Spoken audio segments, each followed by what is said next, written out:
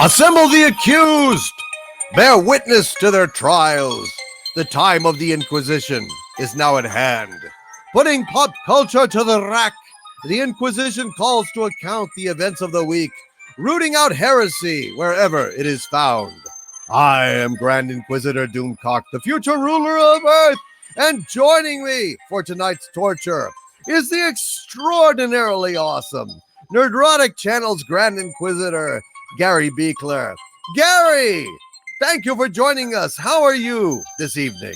I am great. I am very happy to be on the Future Ruler of Earth channel with the wonderful Doom Chat taking Star Trek Picard and Doctor Who to task tonight. I've also got the hiccup, so it's not a very good time to have a hiccup. It is delightful to have you here, as always, Gary. And Doctor Who, Jesus, God Almighty, it is excruciatingly painful to watch Doctor Who these days. I mean, I can't even tell you how awful it is. I mean, well, you know, I don't have to tell you, but can you describe at all just how painful Doctor Who is these days to Whovians around the world? It's called Dr. Karen now. Dr. Karen. Dr. Karen wants to take the entire universe to the manager, which she is the manager. In the latest episode, Lord Byron hits on Mrs. Doctor, and it's in a weird sexual innuendo way, says she prefers his daughter with her gorgeous brain. I'm sure that's what she was looking at. And it was a lot of sitting around tables. The doctor, Jodie Whittaker, did give a doctor-like speech the best she could, and it's the first time I've ever been annoyed by the doctor. I am openly rooting for the master at this point to come in a race time and just end it all. I was rooting for the Cyberman who showed up tonight, and it was just another awful episode, and it really got me thinking. I was at the gym earlier today watching our good friends on the EFAP, and I can't remember who said it, but it was well said.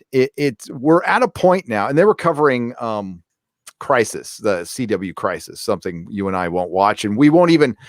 Doomcock and I reviewed Batwoman. We couldn't take it anymore. It was so bad, we refused to review it anymore. So for anybody who thinks we're rage click farming, like, dude, we both left thousands of clicks on the table by not reviewing this, but my brain couldn't handle it, especially with Doctor Who and Star Trek Picard going on. So basically what there was, CW ruined everything. Yeah. It had lowered the bar of creativity so low. It's actually, I don't know, it's below level at this point. And it's just proof that people are they love the idea of something, but they don't necessarily love that thing. They love the idea of Batwoman and comic books, but they don't generally go out and buy comic books or necessarily watch the show. Birds of Prey is a great example of somebody liking the idea of something. Support Birds of Prey trended for a little while on Twitter, had 10,000 tweets, and that's probably 10,000 more people who went and actually watched the movie. They like the idea of something. They want to support a cause, but they don't want to watch any entertainment because, and what they do watch and they swallow is garbage because they just want it to exist. I mean, that's it. They just want the pop vinyl. They want the coffee cup. They want the cute backpack and the bag, but the actual show doesn't really matter. Entertainment doesn't really matter. We have to support the cause.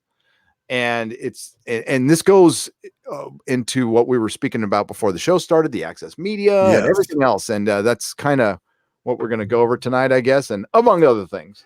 But yeah, it sounds like you've given a very good definition of hypnosis right there, Gary. I mean, essentially, hypnosis is a condition that results from geeks being brokenhearted and unable to admit it to themselves or the world. So when you have waited decade or so for the Phantom Menace to go ahead and premiere.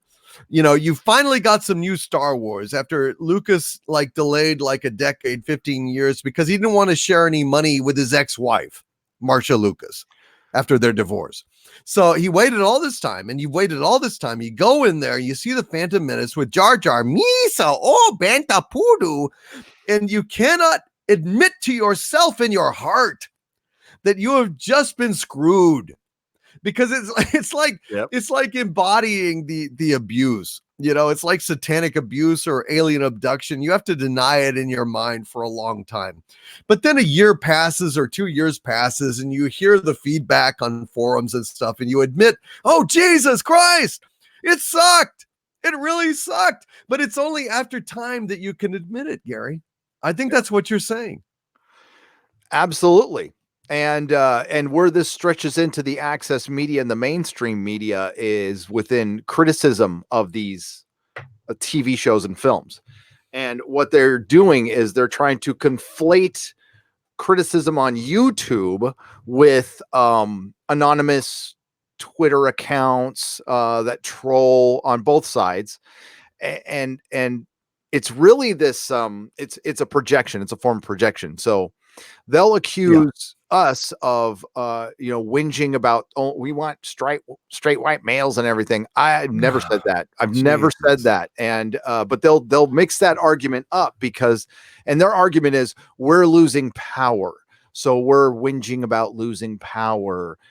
No, I'm complaining about a horrible TV show that's filled with one-sided partisan politics. But it's kind of funny. I can make that same argument about the access media and the mainstream media.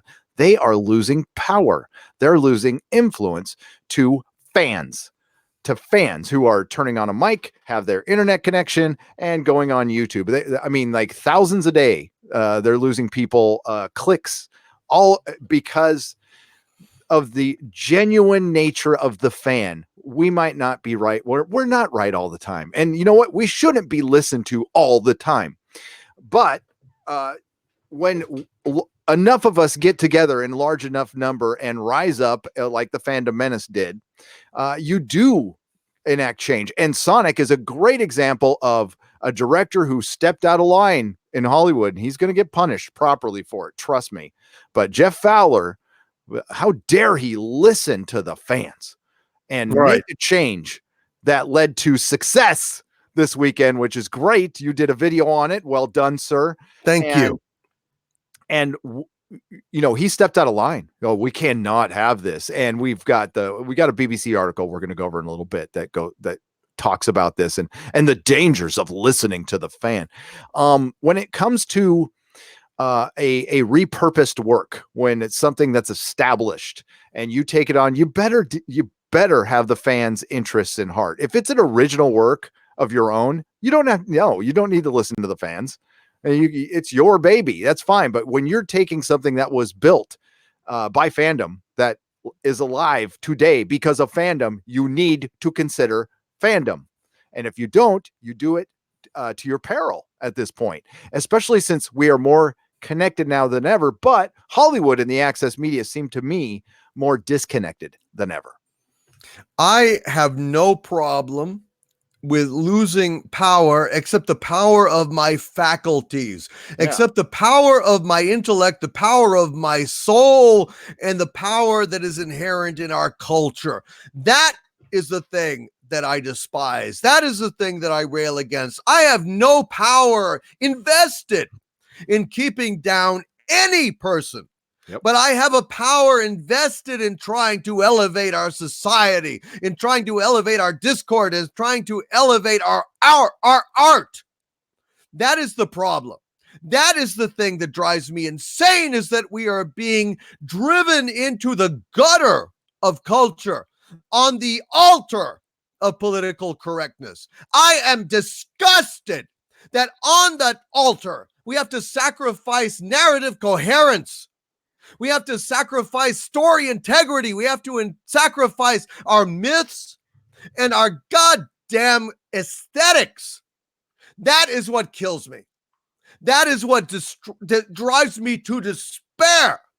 that we have to actually sacrifice the intellect, the art, the aesthetics of our society to go ahead and make some people feel included. Why can't we go ahead and have promotion of all people and all sexes and all sexual orientations with literate scripts, with literate mythologies that honor what came before instead of trying to drag it into the dirt and grind it beneath the heel of political correctness, Gary? That's what kills me. That's what drives me insane. It's got nothing to do with the power of privilege or politics, but the power of intellect, the power of discourse. That's what gets me. That's what drives me insane. You've got in Byron, Lord Byron, in this goddamn episode of Doctor Who, which I have not seen. Thank you for watching it. Thank you for your service, sir. And you're welcome. Lord Byron, let me just read a few verses of Lord Byron. This man that they were denigrating and reducing to some pop culture like checkbox for the Doctor to disdain. Chibnall is nothing compared to the poet Lord Byron. It is absurd. It is obscene to go ahead and let this fucking piece of shit compare himself to Lord Byron. Let me just read a little bit of this. At the end of this little section that I want to read, it's one of the most profound things that I've ever read. And that's why I wanted to include this. Bear with me for a moment. This is what Chibnall, through Doctor Who, is projecting himself to be superior to. Nothing so difficult as a beginning in poesy, unless perhaps the end. For oft times when Pegasus seems winning the race, he sprains a wing, and down we tend. Like Lucifer when hurled from heaven for sinning, our sin the same, and hard as his to mend, being pride, which leads the mind to soar too far, till our own weakness shows us what we are. But time, which brings all beings to their level, and sharp adversity will teach at last man, and as we would hope, perhaps the devil, that neither of their intellects are vast. While youth's hot wishes in our red veins revel, we know not this, the blood flows on too fast. And as the torrent widens towards the ocean, we ponder deeply on each past emotion. As boy, I thought myself a clever fellow, and wished that others held the same opinion. They took it up when my days grew more mellow, and other minds acknowledged my dominion. Now, my sere fancy falls into the yellow leaf, and imagination droops her pinion, and the sad truth which hovers over my desk turns what was once romantic to burlesque. And if I laugh at any mortal thing, 'tis that I may not weep. If I laugh at any mortal thing, 'tis that I may not weep. That's one of the greatest lines ever written. And that is really kind of the foundation of my life, because I am known for mocking things. I am known, my criticism stings because it is laden with humor and satire, and that is something that these SJW scumbags cannot stand. There is nothing that they cannot stand more than mockery. That's why I am being assailed by SJWs, by NPCs, by Hollywood. They can't stand the scrutiny of an intelligent man laughing at them. But this is what Lord Byron spelled out, and this is what Chibnall is pretending to be above. This is what, with this fucking propaganda that they're ladling in on Doctor Who, this is what they are selling us as our culture. And this is what I cannot stomach, Gary. This is what I cannot fucking stomach. is what they're doing to our culture in the name of enlightenment. When these scumbags are holding themselves over an artist like Lord Byron and turning him into a cheap talking point for Doctor Who. Sorry about that rant. No, that was epic. God damn it. It makes me sick. Why not put yourself over Shakespeare, you piece of shit? No, I did a Doctor Who video a couple of years ago where Stephen Fry was talking about political correctness and at its core, it's just this inability to be wrong. It's not effective at all. It's all about just, I need to be right. And we have the access media and Hollywood and, actors. My next video is completely, it wasn't planned that way, but it was based on all of this. All right. It's people just refusing to consider the possibility that they might be wrong in this one instance. What they're trying to do is throw in the entire kitchen sink with this argument instead of just considering you might have a bad show in your hands, folks. It's not about your fucking politics in it or your partisanship, but that's what they do. It's like, your show sucks, racist. Whoa, hey, I just said your show sucks. I didn't even tell you why. That's what we're dealing with in the access media is this. I mean, they are one of the biggest parts of this problem. They stir the pot. They try to play both sides, but they're on one side. And that's what led to people coming here and talking about it because they had nowhere else to go because they thought they were taking crazy pills. And it turns out you weren't. And it turns out that there is a lot of intellectuals and pseudo intellectuals who have, hey, they've all gone to university and they've all, circle jerked each other for a good long time without listening to any kind of opposing argument because that opposing argument is evil. It's the devil. It shouldn't even be considered at this point. And if you do that, then you're the devil as well. And now it's going over into people who are centrist and it's bleeding into our culture. And I just want to watch a TV show and not think about this crap, frankly. If I want to see a political show, I'll watch a political show. They could exist. Like I said, you don't hear me complaining about Knives Out. Rian Johnson can make I hope he makes 25 of those movies and stays the hell away from Star Wars.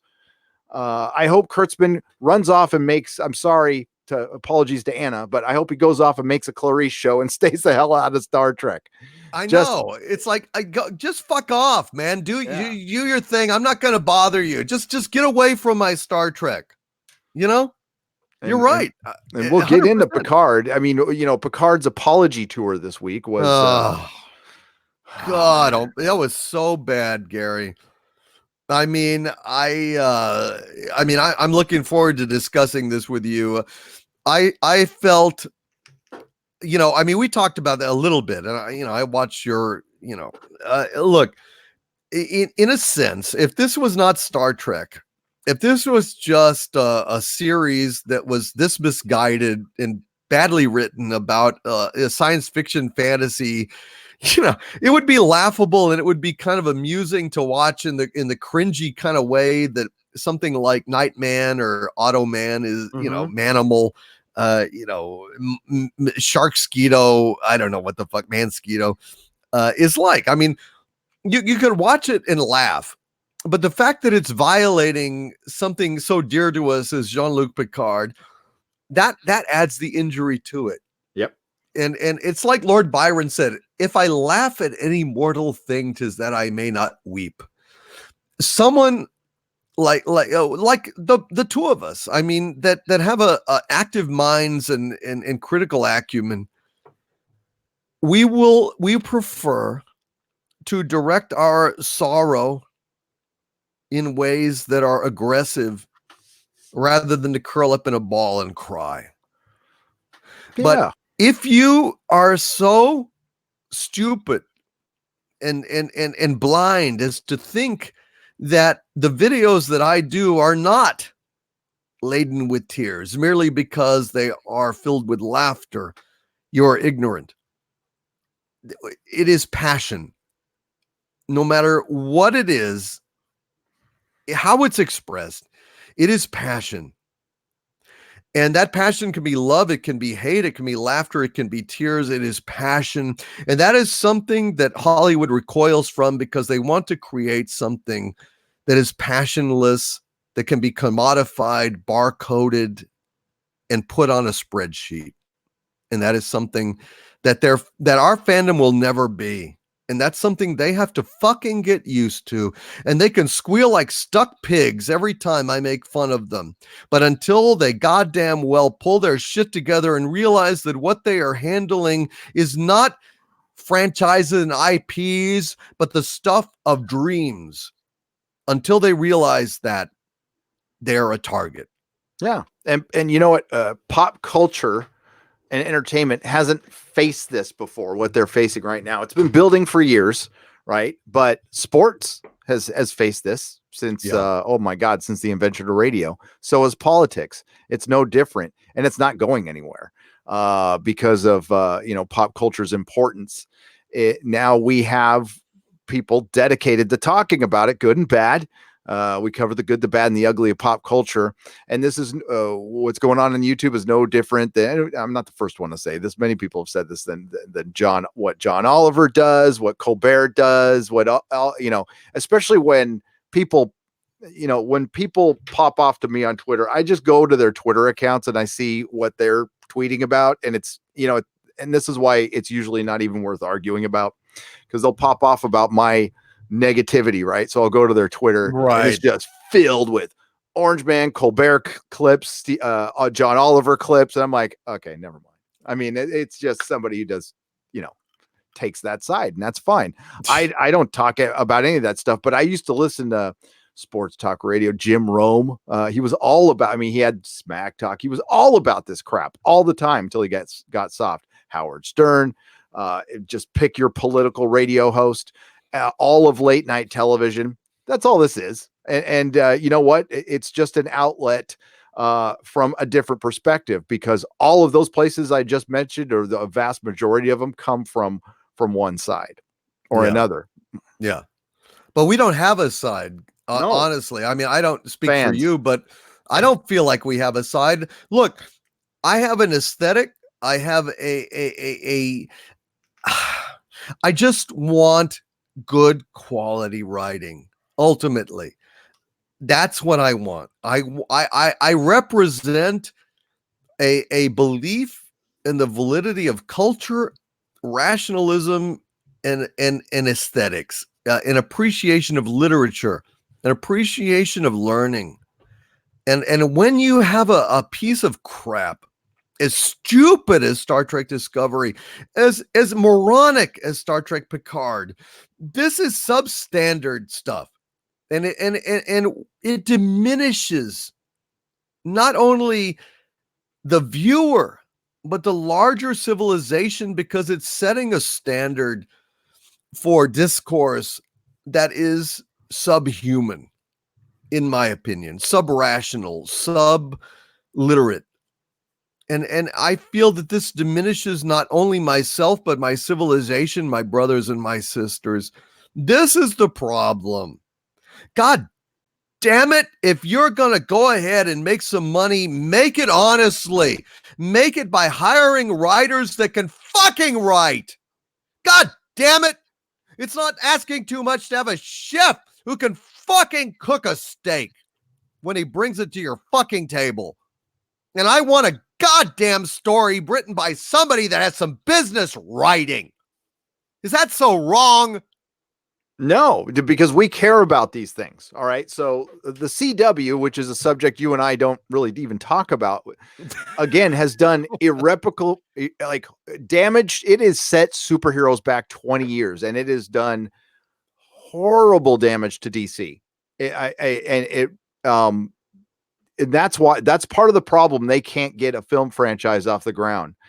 And part of the reason you haven't seen Batman on the CW, thankfully, is it's the worst kind of, I mean, it's below CW soap opera. Honestly, Vampire Diaries is superior to any CW superhero show. Freaking the OC was superior. They were better written than those shows. And because they knew what they were, and they've taken this thing they've lowered the bar so much that nobody can take DC heroes seriously anymore. And the best example is watch the EFAP video where they clown this thing for like an hour and they're just laughing hysterically because it's so bad it's funny. And that's where Star Trek is. Star Trek Discovery is laughably bad, and these people pat themselves on the back. They're like, oh my god, we just said science is cool. That's the power of math, baby. Oh, they're probably high-fiving each other in the writer's room for that one, getting rid of Walter Mosley, the one guy who probably could have wrote the ship for him. And yeah, it's worthy of mockery because it is funny. I mean, I laugh out loud at Star Trek Discovery episodes now. I mean, and I doubt they intended me to in these points. It's usually during the dramatic scenes. The slip and slide scene in Picard was, I didn't know I had cringe muscles that could develop on top of my cringe muscles after that scene. It was so bad. And this is Star Trek. We care about it. And this is pretty much our last shot with Star Trek. And now we're going to get like cartoons and they want to be a Marvel Cinematic Universe when that's what they pitched, Doomcock. But what they really want, they want a CW superhero universe with Star Trek. Yeah. That's the real intention. Right. It's like, let's lower the bar. We'll eventually alienate the old Star Trek fans, but we're going to pick up a bunch of new fans who are, but they're not. I hope so. I mean, in the chat, Stan Morris asks, what is the safest angle to punch a TV from? My answer would be ask Alex Kurtzman. I don't know. I've never punched a TV, but holy shit, Gary, I have to say, look, we have, I don't know. We have struck a nerve with these people. We have struck a nerve. I have been under assault with disinformation and all sorts of, hacks and shills attacking me this week. You have been as well. But I just got a fucking tweet, a DM from Andy Trekker, who, and I don't know what the fuck is going on. This is ridiculous, but he was asking me, he said, people are talking about that I publicly unsubbed from him because of his stance on Star Trek Picard. He was asking me if it was true. I don't know what the fuck he's talking about.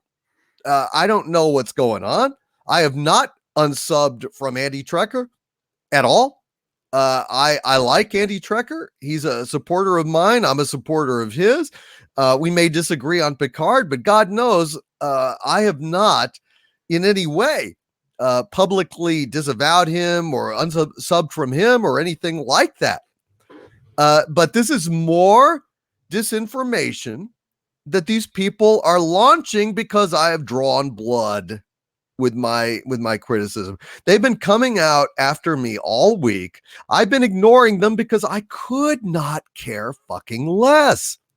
The critics that are coming after me, blah, blah, blah, whine, they have like a merest fraction of my subs. They have a merest fraction of my Twitter following. I lose more Twitter followers in a month than they have on their fucking entire channel from YouTube, just taking them away while I'm sleeping. I mean, I don't know what the fuck is going on. And now they've tried to tell Andy Trekker that I'm against him, Gary. It's complete bullshit. Did Andy Trekker show you a screenshot of who said this? I don't know, but he just tweeted me, DM'd me. Saying, show me a screenshot of this, please. Show a receipt, Andy Trekker. Is it from, Cum Bucket 0101 or something like that? Or I mean, what the hell? I don't know. I just saw it from a trusted source, him. somebody we shared a mutual. That's I'm just saying, I never did. I never would. But this is more of the disinformation. And I mean, okay, here's the thing. People have acted like I'm defensive or something about this shit. I'm not at all. Okay. When I let me just spell this out in ways that you guys can understand and everybody can understand, just to make sure that we're on the same page. Okay. When I get a rumor and I call it a rumor, that means it might be false. I mean, by definition, if I say treat this as a rumor, that means I don't know. I'm not advocating that it's true, and it may be false. I am not personally invested. I'm not staking my reputation on it. It's just a rumor. So it's not a big surprise if every once in a while a rumor turns out to be a hoax. I don't know, and I don't care. It's okay. I move on. But the thing about it is, Gary, it's the same thing with MJ12 and other stuff in paranormal research. When you have this is what the information warfare is like, folks. I just want to spell this out, just flat out, just get it out there so you guys understand what my perspective is. When you have information warfare, and let's say that you are, let's just use a completely absurd hypothetical. Let's say that that the government is manufacturing artificial ducks with laser beam eyes to get the enemy. Okay. And somebody gets a hold of the information that, hey, the government is outfitting ducks with laser beam eyes to get the enemy. And so you go ahead and you publish a thing that say, hey, this is a rumor. The ducks have laser beam eyes that are going to get the enemy. Well, what the government might do to protect that secret is to put out a demonstrably false a bit of information or a dump or a tweet or something that is demonstrably false. It spells it's a fake or something, containing that very real information in a way that discredits that information. And so people say, oh, well, the information is fake. The ducks don't have laser beam eyes. Meanwhile, there's fucking ducks out there on the pond shooting beavers with their laser beam eyes. Doesn't mean that it's fake. It means that there has been disinformation. I'm not saying that this information is false or true. I'm saying this is a tactic that people use. They go ahead and in a batch of authentic information, you insert something that is demonstrably false that contains real information to discredit that information. Gary, do you know what I'm saying? Absolutely. It's done by our government. They actually do it. They've been open about it. Go look it up. But I mean, just point out, all we have to do is Game of Thrones. Let's go back to Game of Thrones. The Reddit leaks. The Reddit leaks for Game of Thrones for seasons 5, 6, 7, 8 were all correct. There was a bunch of predictions that weren't correct, but there was a poster who got every single point correct, all but one, I think, for season 8. But the same thing happened for season 5, 6. There was a freaky doctor out there. You might know who he is if you follow the Free Folk Reddit.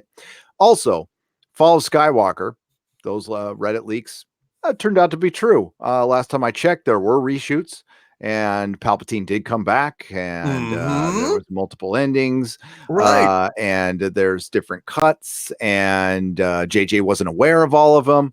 Now, minor details within that might be wrong or misheard, but they're true. Kurtzman was removed from Picard, and they brought in Shaban. That ended up being true. Michelle Paradise is now in charge of Star Trek Discovery season 3. Now, is it because Kurtzman is so busy taking on Clarice and doing other things? I don't know. I'm just saying that's what's been put out there. It doesn't really matter though, because when we talked about this stuff, it was rumor. The thing that they need, the thing that's the bottom line is, I'll talk about a rumor I reported on from Starburst magazine. So it wasn't one started by me. It was early on in my channel. Starburst magazine reported that Chibnall and Jodie Whittaker will be leaving after season 12. Right. I just read the article. That's it. It got people so excited. And that's what the problem is. It generated more excitement than the actual show itself. And that's the core of their problem. And they have to stick with this stuff because there's contracts. They can't change on a dime, whatever. Doesn't really matter. But when people really have to go after individuals over people disagreeing on a TV show. It's a whole new level. I mean, that's part of the internet, and that's it goes with it, and I have no problem with it whatsoever. But yeah, it's just it. I don't know what their motivations are, and I don't care, and that's why I don't generally engage in it. Engage in what other YouTubers do or what they say. Just to let you guys know how I do business, I don't make videos or disparage any other YouTubers, no matter what they say about me, because I don't want to hurt their channel in any way, shape, or form. I don't, if they have opinions about me, that's their right. They have the right to say whatever the hell they want on their channel, and I have the right to say whatever the hell I want. I'm not going to engage in it. I don't have time for it.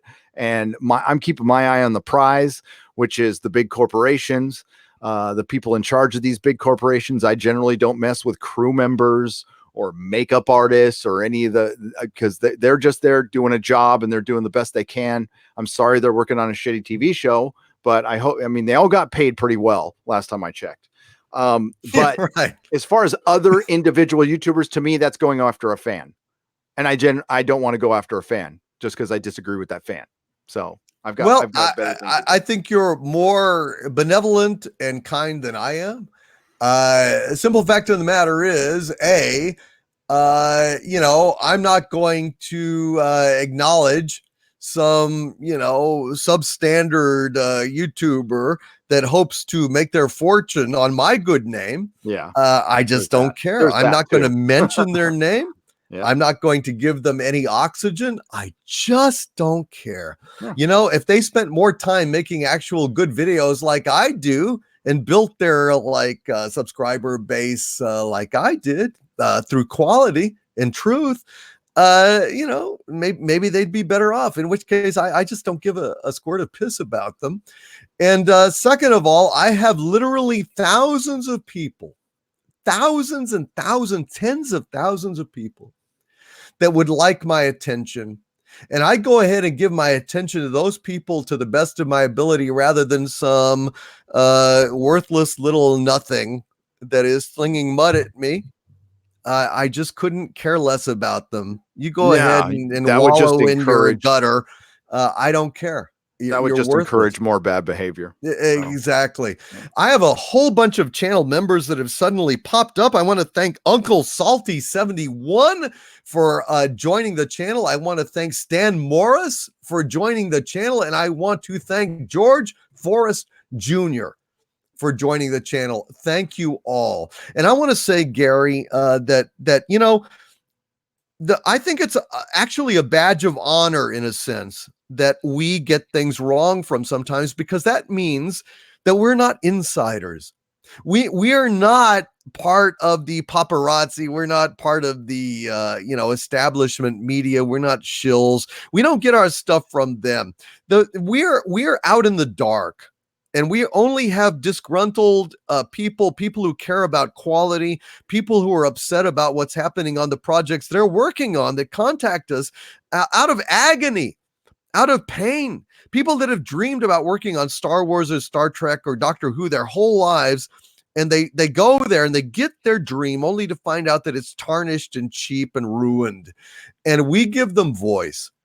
And the fact that we get some things wrong sometimes is a badge of honor, actually, in a way, that we have integrity and we are fans and we are not infallible because we don't have access to Hollywood media. Don't you think? Yeah, I would much rather. I don't need to see a movie early. I don't need access to an actor or a creative. I have no desire to bring anybody like that on the channel. It might happen, but I don't look for that. I would just rather react to what's happened to the show that came out. I'll watch it when everybody else does, and maybe even later, Yeah. I don't need to see anything first. It's not my desire. I don't need to be on top of the world. Because that as somebody running a channel, that's out of my power. I mean, I'm powerless over that. I can't. I would constantly have to be chasing an interview or a scoop or crap like that. Nah, no, thank you. Everybody else can have the scoops. I'll just react to what's happened and give you my opinion on it, and that way it's easier to control the channel. And yeah, honestly, there's enough Access Media. I can count on 3 or 4 Access Media articles a week that'll be dumb enough to cover or smart enough to cover, and that can keep me going forever. Hollywood will do something dumb. I mean, my God, they've had an epic 2 weeks of failure. Starting with Amber Turd and then going into the Oscars, then Birds of Prey, then Doctor Who, and then the Oscars themselves, crashing and burning in their ratings. I mean, it's been a hell of a week in Hollywood. It has. And it's been a glorious week for us. Don't you? I think this has been an unqualified win for us. Oh yeah. Hollywood is losing. Like they are losing right now. And that they're going to start turning around. Now there's still good stuff out there. Okay. Don't get me wrong. I watched, even though, man, I saw Carlton Cuse's name at the end of this. I'm like, God damn it. But no. I watched the first 3. I think he's only an EP. So I watched the first 3 episodes of Lock and Key, and it wasn't terrible. I mean, it's not the greatest thing I've ever seen, but it wasn't terrible. It was, right. It wasn't filled with identity politics. It was just a show, and I was like, okay, cool. Some of the acting, I was like, it's okay. But like, I kind of enjoyed it. Now I'm only 3 episodes in, but there's good stuff out there, but it's the franchises and their deliberate attempt to change the mythos of it, and it's for political reasons. I mean, I don't know how many times we got to say it, but they keep. I mean, like Picard is just the latest example of a star of a show voluntarily going back and destroying his own character. Yeah. Now, and to swing this back to anti-Trek, I mean, like, that comes out of left field to me. Anti-Trekker, have you been watching our live streams or our videos lately? That's the only thing I got to ask. I mean, I watch your stuff, and we've said nothing but nice things about you and continue. Unconditional love is unconditional love. Nothing about that has changed. I disagree with you on Star Trek Picard, but who cares? It's a show. It is. I mean, but the YouTube and Twitter screw with a guy's head. And if Andy Trekker has a bunch of people saying, hey, Doomcock like pissed in your face, or Doomcock, unfollowed you or something, it screws with your head. I mean, I don't blame him, but and to his credit, I mean, he asked me straight up and I told him straight up, and I'm saying it publicly. I've absolutely not unfollowed, Andy Trekker or unsubscribed to him in any way. So, but that's the thing. It's so screwed up, Gary. They are waging information warfare against us, and I'm hoping they came out and said so. Yeah. They've come out and said there's a group of people, I don't know if it's a Facebook group or whatever, making an attempt to discredit us. And right. You want to discredit me? Make a good fucking Star Trek show. Yeah, good luck. Exactly. Exactly. And the thing is, I'm just saying it right now. CBS, Ms. Sherry Redstone, if you get rid of this contagion, this plague that has afflicted your franchise of Star Trek, and you actually get Ron Moore or, Ira Stephen Bear or any of these like actual people that know what the fuck they're doing, get me in there. Who knows? Yeah. To make actual real Star Trek, I will be a supporter. I will boost you.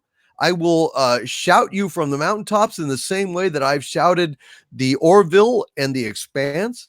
It's funny, Gary, how many people in Hollywood that talk to us are the people that respect the fans.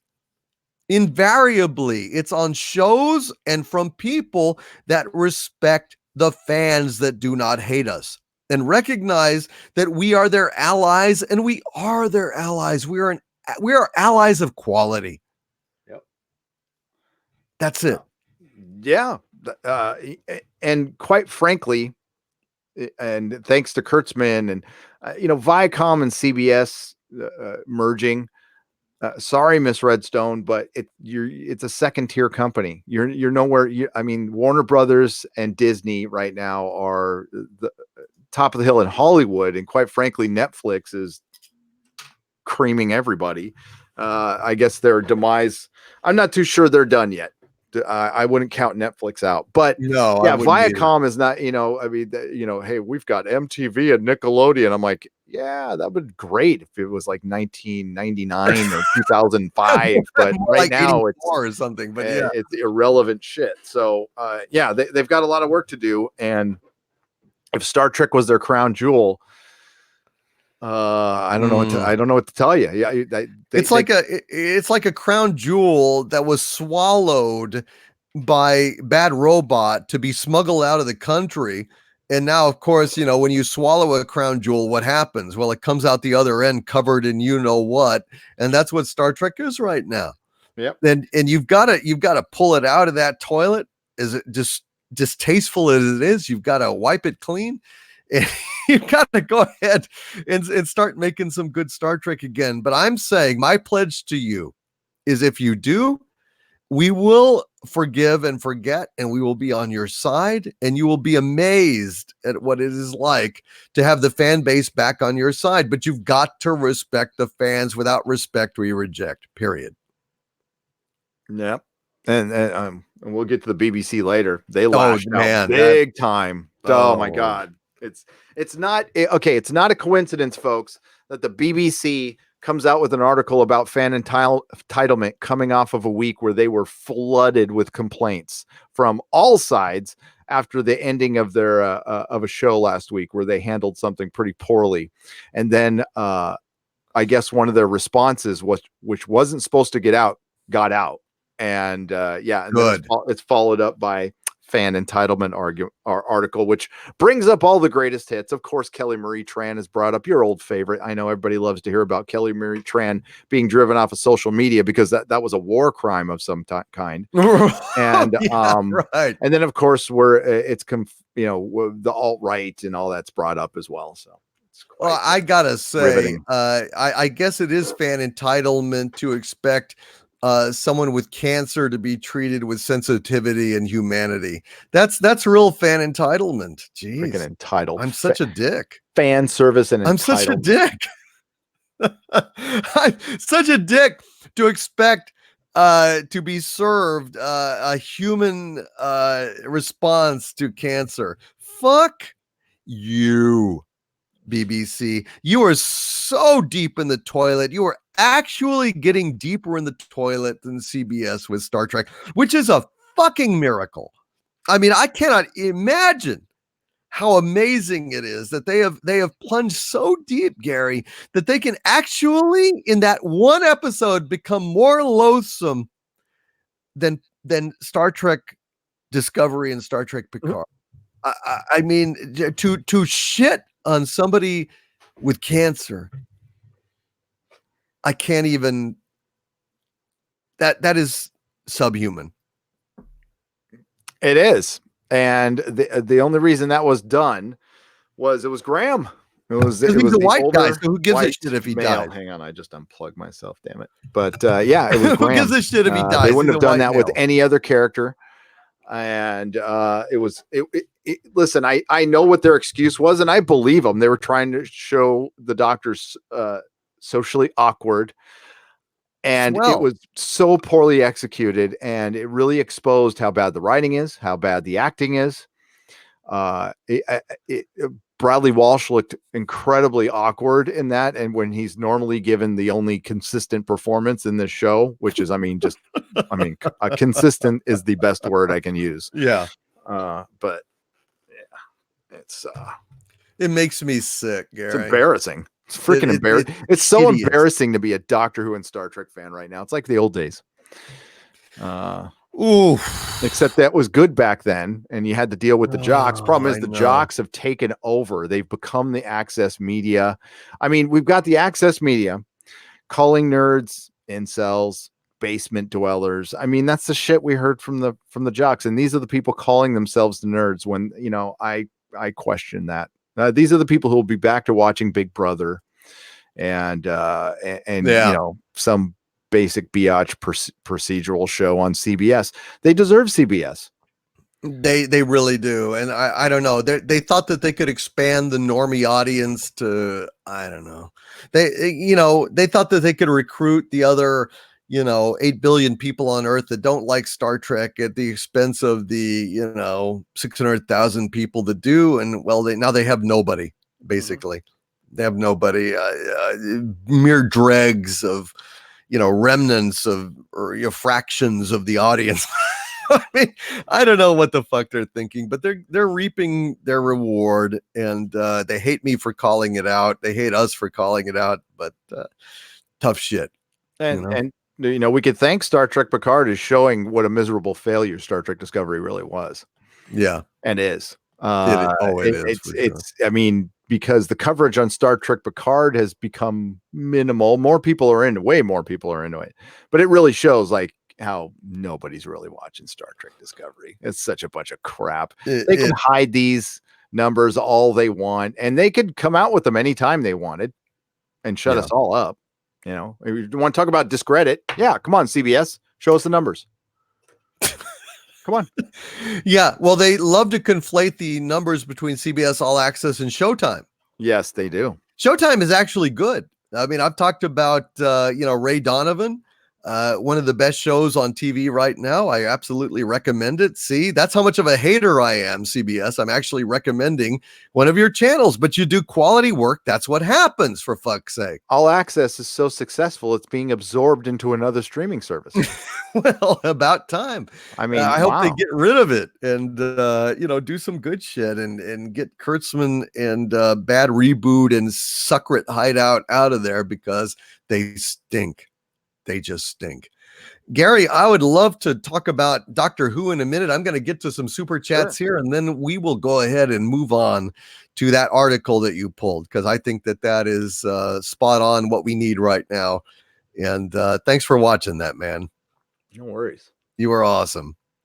200-watt studio with a $5 super chat says, Doom and Gary went to Galley this weekend. Did you go? No, I went to the Bottle this weekend, and I've been trying to recover from certain things. Gary, how about you? I did not go. I actually bought a ticket, but I didn't go. I had to stay home and do work. Do work. I'm doing a lot of adult stuff. We'll just say. Real life stuff. Just dealing with that right now. So. God bless you for that, Gary. You're a good guy. Sorry, 200-watt studio. I have not had a chance to go. I'm hoping to go to a convention sometime this year. And we'll see about that. Matt G with a $5 super chat. Thank you, Matt. Says, I'm watching old Lost in Space before Doctor Who to even out any suckiness. LOL. Maybe throw in my favorite Martian and Alf as well. LOL. Oh my God, I would rather watch old Lost in Space than the current Doctor Who. I mean, they were a kid's show and they were a comedy and they were insane, but they knew it. And, whatever insanity they would lay out in a particular episode, they would stick through to the end. I mean, they would see the premise through. So in that way, Lost in Space was fantasy. It was children's fantasy. But it knew that it was, and it played by those rules. I don't know what the fuck Doctor Who is these days. No, it's edutainment. It's Magic School Bus. It's boring. It's pedestrian. It's predictable. It used to be fun, thrilling. It used to be the one show that was a shining light in the sea of nihilism and, subverting expectations. We had the one show out there that was just this guy running around trying to talk his way out of problems and not getting into bizarre situations. And having fun with time. Moffat did damage to it, but it's also, The Girl Who Waited was a great episode. And it was this fun little show that turned way too political, became a message for a cause, a machine for a cause. And it doesn't even think about these things very much. And it loses its message in its oh my God. And it's superficial obnoxiousness. That's the best way I can put it. It's so preachy. And when she turned into Dr. Karen towards the end of this episode, and this was supposed to be her epic moment, and this is the lead up to the end, folks. I mean, next season will probably be her last. It might be Doctor Who's last. The ratings are going down. This season has been better than last season, just because we've seen a Cyberman and stuff, but it's not better, and people are starting to walk. It's a cascade effect. I think they really screwed the pooch with Graham. Yeah. I mean, that was a, that disease is a real life implication that strikes a lot of people to the core. And when you fuck around with something like that, you're doomed.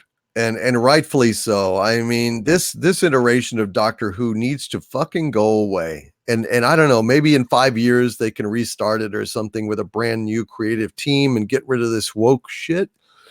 But when is it gonna sink into these idiots, these scumbags in show business, that this garbage doesn't fly anymore?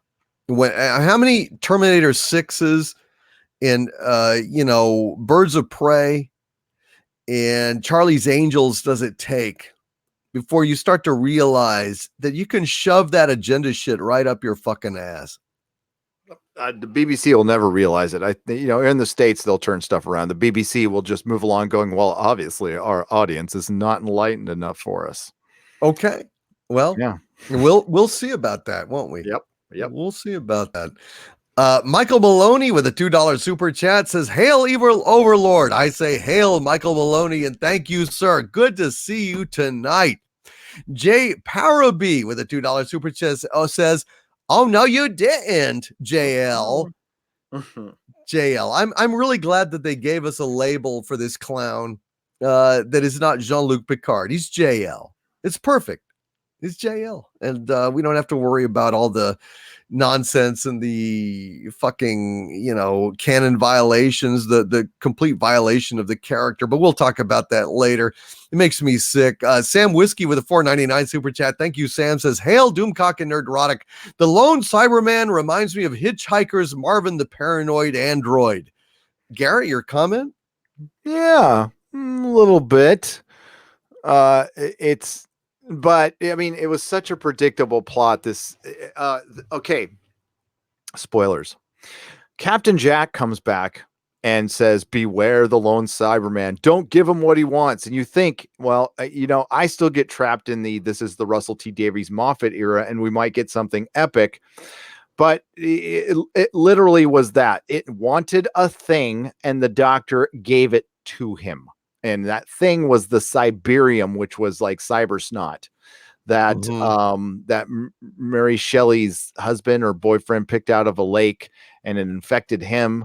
Then it infected the Doctor, and then the Doctor just simply gave it to him. And that whole warning was nothing. They could have made a whole episode out of it, but it was just at the end of this episode. So, but I don't know, like Marvin the Paranoid Android, as in it was depressed, but it was more evil. I don't know. Marvin's funny. I love Marvin. Marvin is funny. Marvin's also, I guess it's got the Cyberium in it. So it's Marvin's so intelligent that he has a brain the size of a planet. So, right. And he's asked to fetch tea and shit. It's fucked up. And he's a personality prototype from the Sirius Cybernetics Corporation. Oh God. We could use an infusion of personality into Star Trek these days. Maybe he could go and write it. It'd be much better. I don't know what to tell you. Each one of my with my group of friends when we were growing up, we were hitchhiker. We my friend Doug was Marvin. We always had our own characters that was most like our personality, and everybody said my personality was like Eddie the shipboard computer, which I realized later was not a compliment. So if you know who Eddie the shipboard computer is, he's like the over positive ones. "Hi guys, how you doing? Everything's just great. Can I sing you a song while we crash and die?" Oh, sure. It's like the toaster in Red Dwarf. Yeah. Hey, want some toast? It's fantastic. Scott Hudson with a $2 super chat. Thank you, Scott. Says Sonic boomed all over Harley Quinn's parade. Yes, Sonic boomed all over Harley Quinn's parade. It did. Sonic is a movie that they put the brakes on and reverse course when they heard the fans' verdict on the design of Sonic, and they went ahead and actually redid it. They have respect for the fans of Sonic, and as a result, it's charging past Harley Quinn's box office gross, and we need to encourage more of that. We need to encourage people to listen to the fans because we are the customers. We matter. We are actually the ultimate boss of all of this shit, and we vote with our entertainment dollars. And you've got to keep that in mind, folks. Do not pay money for shit you disapprove of. Do not pay money for things that disrespect you. Just straight up, period. Sam Whiskey with a $4.99 super chat. Thank you, Sam. Says Doomcock, have you been in Fort Worth, Texas, Water Gardens, where Logan's Run was filmed? Shit, no, I didn't know that they filmed it in Fort Worth. Holy shit. Somebody send me details of where this location is. I gotta go. I want to see where they filmed Logan's Run. That's fucking amazing. I love Logan's Run. Mm-hmm. That's like paradise for toxic men like me, all these chicks running around in super short skirts and diaphanous gowns and, pantyhose. Shit, it doesn't get better than that.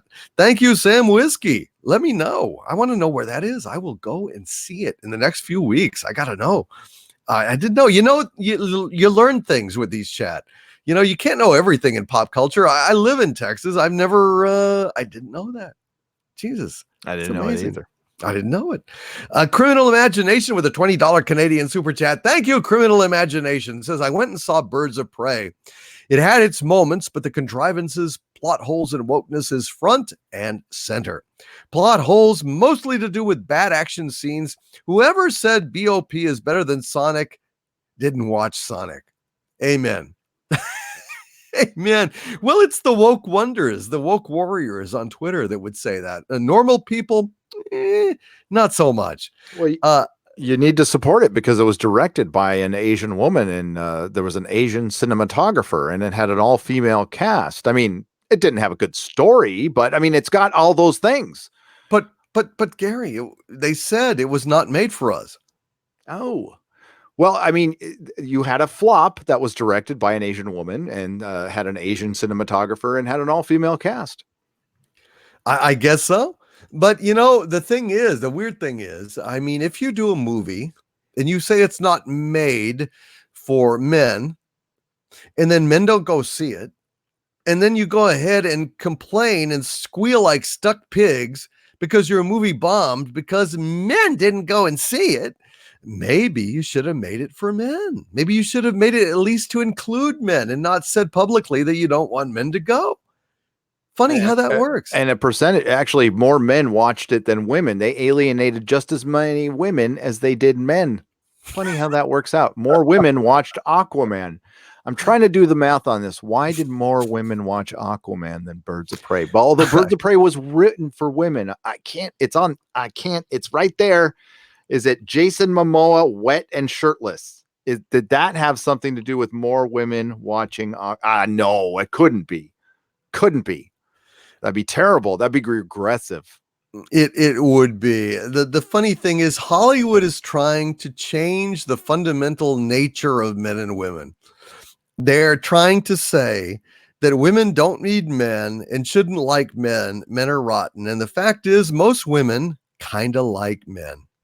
And most men kind of like women.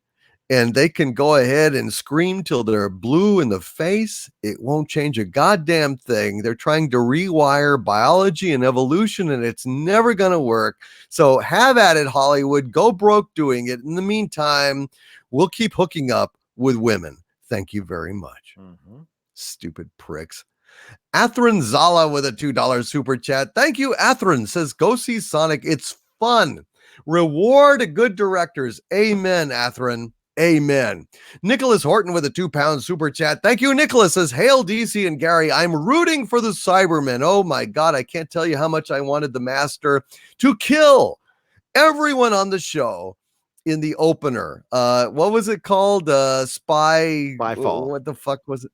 So, yeah, Spy fail. Spy fail. That's it. Yeah.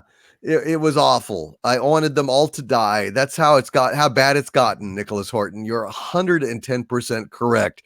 Michael Maloney with a $5 super chat. Thank you, Michael. Says, word is going around the Parliament is going to drop TV fees and cut off the BBC. Oh dear, oh dear, oh dear. Yeah, I believe Save the BBC was trending today on Twitter. Why? Save it? Why? I don't know. I have no desire to save it right now. And no, I would have. The BBC has brought us some of the best entertainment in history, but not lately. Not lately. I mean, we're talking like in the 70s, 60s, 70s, 80s, even 90s, but holy shit. It is a woke wasteland now. And I will not mourn its passing if they do that, because let me tell you something, without respect, we reject. Straight up. Basil the Pump and Seagull with a $5 Canadian super chat. Thank you, Basil. Says, FYI, to all that don't know, Doomcock has secretly ruined Johnson. Doom equals ruin. Cock equals Johnson. Uh-oh. Uh-oh. Oh, shit. Jeez. I mean, I love a good conspiracy theory. And even though I know that that's not true, I kind of believe it now. I mean, ruin equals Doom and cock equals Johnson. Wow. Yeah. Maybe I'm Ruin Johnson. Maybe I have self-loathing to that extent. Exposed. Basil, that is one of the best things I've ever heard in my life.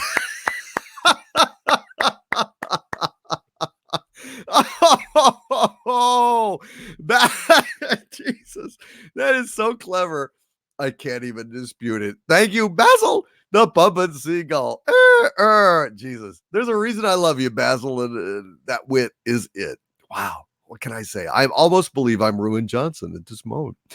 Lady Gravemaster with a $2 super chat says, oh my God, I was told to go die because of pronouns today. I was told to go die because of pronouns today, says Lady Gravemaster. Wow. So you used the wrong pronoun and you have been told to go die. What are these fucking people's problems, Gary? I don't, what the hell is going on with the world? I don't know. My pronouns are who, what, me? By the way, just wanted to say. Beautiful. Beautiful, Gary. Thank you, brother. I love that. Who, what, me? Perfect. Thank you, Lady Gravemaster, for fighting the good fight. Listen, when you, people have told me this many, many times, because I've been, targeted and everything else, which I don't care. I'm not losing any sleep over it. But Lady Gravemaster, when you are drawing fire, when you are drawing flack, that means you're over the target. And so thank you for representing. Thank you for speaking your truth, Lady Gravemaster. Don't feel bad about it. It is just part of the ordinary, standard operating procedure. When you live in a time where telling the truth is a revolutionary act, when you tell the truth, you're going to catch shit for it. Thank you, Lady Gravemaster. You rock.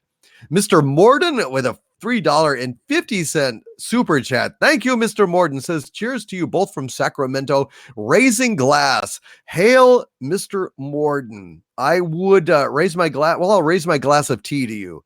I pre-gamed before this. So I'm not drinking right now.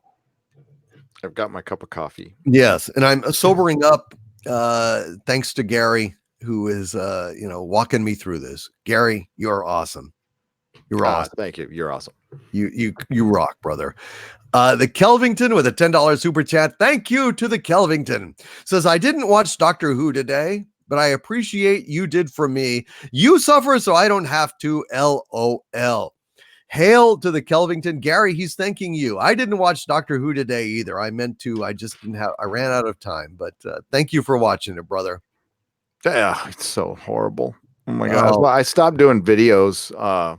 Review video. I'm just going to do one for the whole season. But it's what I said the general wokeness was there, and in particular, I think this was a good episode that with Lord Byron, they made a point again to have him hit on the doctor and then get turned down and then belittled and made look like he hides behind a woman at some point. And again, you know what? If I felt like they were sharing, if they were doing this with other characters, that would be fine, as far as humor is concerned within the story. But it's so clear that they went into this episode, and before they even started writing the script, it's like, oh, we're going to make Lord Byron will be our dumb white male, because they have one in every episode. And all the other characters, the women are never scared. There's one scene where there's a skeleton hand, which they never answer. By the way, there's a couple of things that they introduced in this episode that don't have any answers. They just felt like throwing them in for the hell of it. And Mary Shelley's like, oh, how fascinating, when everybody else is recoiling and scared. And if they didn't do that every single episode, I wouldn't have a problem with it. But it's predictably woke at this point. Right. I mean, it's like when people gave me shit about complaining that, we're going to have a Black Widow movie where she's a member of an all-female, hit squad team. And they like, oh, what? You hate films with women? Well, you know what? But I know the MCU is about to do an all-female Avengers and Captain Marvel, and it's a pattern.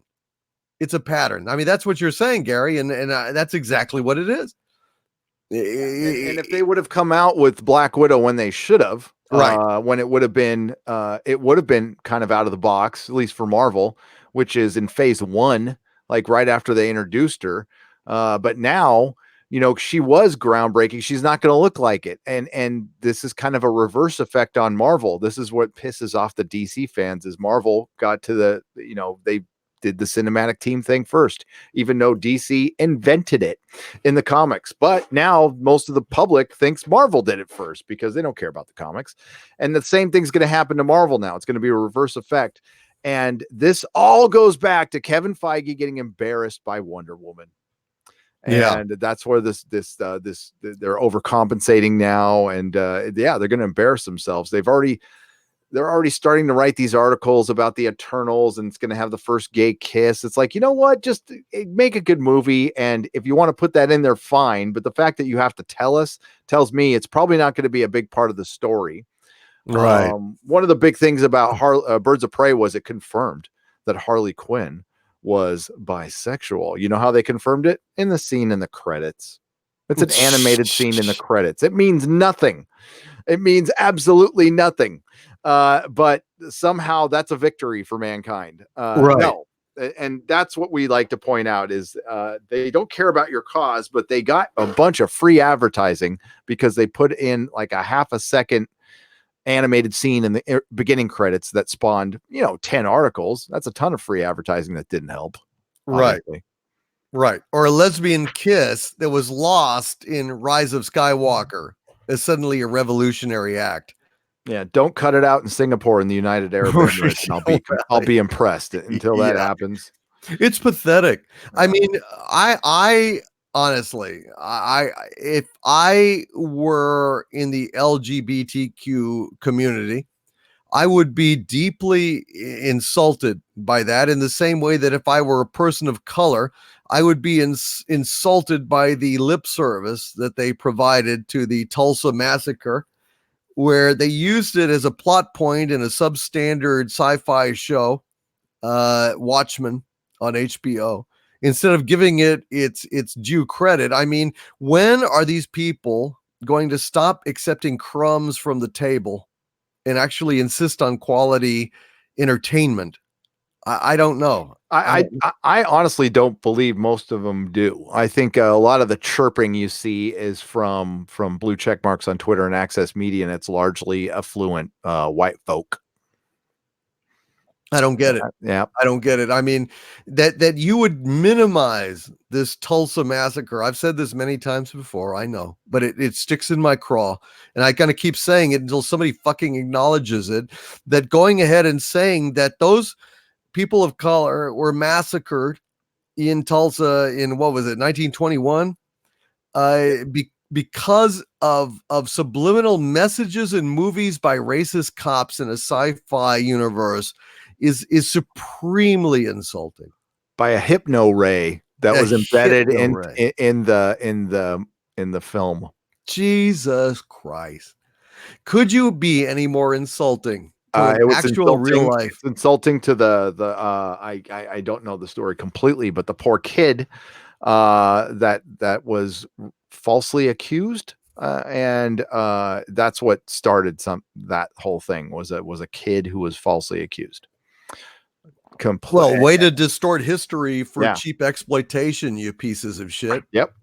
But we You know? brought it up, and boy, did that get people salty. Woo! Well, you know what? Go ahead, suck on that salt, bitches, because we're telling the truth.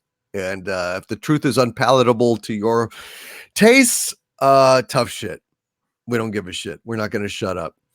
Eric Barron with a $4.99 super chat. Thank you, Eric. Says, I am now a member of Nerdrotic and Doomcock. Bravo. Thank you.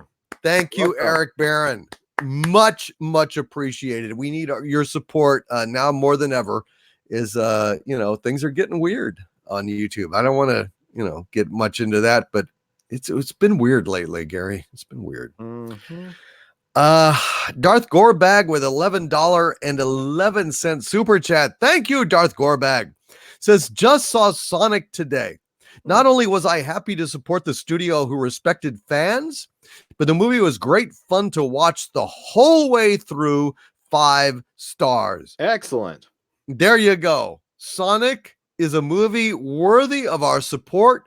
Go out and watch it, not just because they respect fans, but because apparently, from what I've heard, damn good movie. Thank you, Darth Gorebag. Thank you for going and supporting that. And thank you for supporting us on the Inquisition.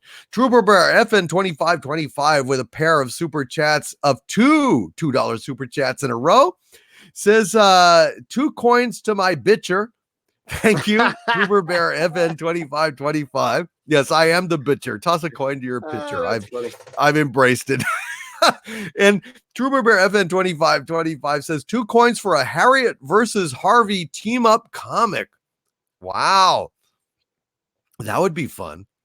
I think Harvey is just Harriet and drag, honestly, trying to cash in on that sweet, sweet pound me too money, but I can't prove it. I can't prove it. I don't know. Careful, that kind of stuff will get you banned on Twitter. I know it. God, can I get banned on Twitter? Probably. We can all get banned on Twitter. It's very easy. Thank you, Trooper Bear, Evan 2525. Adega Outlaw with a $4.99 super chat. Thank you, Adega Outlaw. Says, hope you enjoy Evolution. Adega Outlaw, I got my copies, and I thank you for it. I am in the mood for a philosophical work, and I am looking forward to reading it, Adega Outlaw. Thank you so very much. Adega has written a book called Evolution. Check it out. I don't know if it's available on Amazon, but Google it, Evolution Adega. It looks pretty cool from what he sent to me. Thank you, Adega Outlaw. Mercenary X21 with a $5 super chat. Thank you, Mercenary. Says, saw Sonic on Valentine's Day, and it was a love letter. You said without respect, we reject. I say with respect, we accept, and I accept what they did. Beautiful. Nice. Beautiful, Gary. I'm looking forward to seeing it. I'm going to have a week where I just go and see movies. I got to catch up on movies. I've been bad about going out there, but got to support Sonic in the same way we supported, Battle Angel Alita, and movies that accept us as fans, along with the Orville and the Expanse. There are people in Hollywood that are reaching out to us, and it's very important that we reach back. I'm waiting for the Vox article that Sonic is an alt-right movie. How could it be an alt-right movie? Oh, they'll find a way. That'll be, they'll find a way. They'll find a way that the alt-right are backing Sonic. God. The alt-right video game. Oh my God, who makes Sonic? Is it Nintendo or something? I know. I'm sorry. I'm sounding like a total tard when it comes to games, but I am not a child of the 90s. So it's all part of alt-right movement. Wow.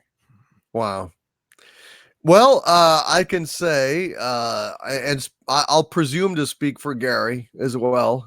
We are not alt-right. We are not political. And yeah, anybody who says that is a liar. Yep. Straight up. Just a straight up liar. Thank you, Mercenary X21. Uncle Salty 71, my new channel member with a $1.99 super chat. Thank you, Uncle Salty.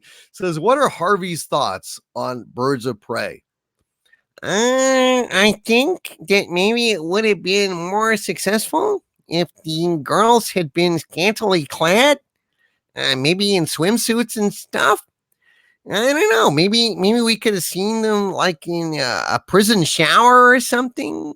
In soaping each other up and stuff. I think Birds of Prey would have done very well in that regard. A women present, yeah. And turn it into women in jail, Yeah. girl on girl action with a mean matron like Caged birds. Yeah, Bird Ilsa cage. G. Wolf of the SS. Yeah. Oh yeah. Now you're talking. It might have been, better. I don't know. I think Harvey should be a Hollywood producer. Do you guys think so? I think so. I think they should have. Thank you, Uncle Salty 71. Hairless Wookie with a $2 super chat. Did not say a word, but thank you, Hairless Wookie. Very much appreciate your support, my brother. Tech Sentinel with a $2 super chat who says, don't mince words, DC. Tell us how you really feel. Mm-hmm. I'm sorry. I'm such a pussy and I never say what I really mean. And I'm sorry for dicking around. Yeah, stop riding the fence, Doomcock. I'm so sorry. I apologize, mea culpa. I'll try to do better in the future. Agent Pepsi 1 with a $5 super chat. Thank you, Agent Pepsi 1. Says, Dictor, the real issue with SJWs, Holly Weird and their SJW fools, is that they do not know history and have never worked for anything in their lives. I tend to agree with that. They have no regard. I think what's even worse, Agent Pepsi 1, is not only do they have no knowledge of history, but they actually are so egocentric, so used to getting trophies for participation, so used for getting patted on the head for absolutely nothing, that they believe that anything that happened before they were born is irrelevant. That's what the problem is, Agent Pepsi 1, in my humble opinion. But I'm sorry. I always couch my opinions in double talk, and I hold back, and I apologize. Daniel with a $10 super chat. Hail Daniel says, I would like to put the Big Bang Theory on trial. Ah, yes. That show coincides with the decline of comics and sci-fi culture. It helped draw Normie Sauron's eye on our once untouched and unnoticed Shire. Brilliant, Daniel. Brilliant. Gary, what do you think as a comic book shop owner? And you did, rumor has it, have a comic book shop at one time or another. What do you think of the Big Bang Theory? I know what it's like for a surgeon to watch or an ER doctor to watch ER. They probably just watch it. Actually, I knew an ER nurse who hated ER. Yeah, it brought the normies in. It was stereotypical nerd bait. That and Comic Book Men. I hated Comic Book Men. I freaking hated that show with a passion. But yeah, I my mom loved it. I hated that show. I've only watched like a half. You mean the bullshit talk show with Kevin Smith with minor talents? They had the comic book shop and they would set up people going in and selling their Daredevil #1 and all that. That was the worst. That was just as bad. But yeah, it kind of it happened simultaneously with Twilight and the YA movement being injected into comic books because there was a bunch of, oh my God, so many people have done very good videos on this a couple of years ago, where there was a bunch of bad data going around and the industry, which was struggling anyway, decided to go full tilt boogie towards this one, this female audience, this mythical female audience that didn't exist. Right. And that's why it brought in so many YA authors, and they were trying to, they were trying to include more female writers. There just weren't any, instead of, bringing them up through the industry, having them work, meritocracy. And that way you can get a good writer, male or female. They have to immerse themselves in the fandom, get to know it. And then, if you're a talented writer, then you can make some groundbreaking comics. No, they got some people who wrote a couple kids books, a couple of, it's the comic industry relies so much on Scholastic right now, which is practically a government bailout. They've gone away from their core audience, and this has been something I've talked about since I bought my comic shop. It's the chasing the dragon of the new reader, which doesn't exist, by the way. Readers make new readers. So comic book fans make new comic book fans. They have always been the best ambassadors and comic book shop owners. The comic book companies have been really shitty at it. There's never been, how many comic book ads do you remember seeing, period?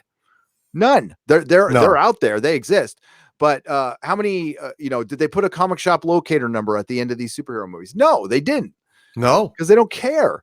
So it was better as a niche industry, and they've destroyed it. And you want to talk about the cascade effect is happening with retailing as well. So, and that is all connected to freaking Big Bang Theory. About a decade ago, when all this stuff started changing, and they didn't go after the normies.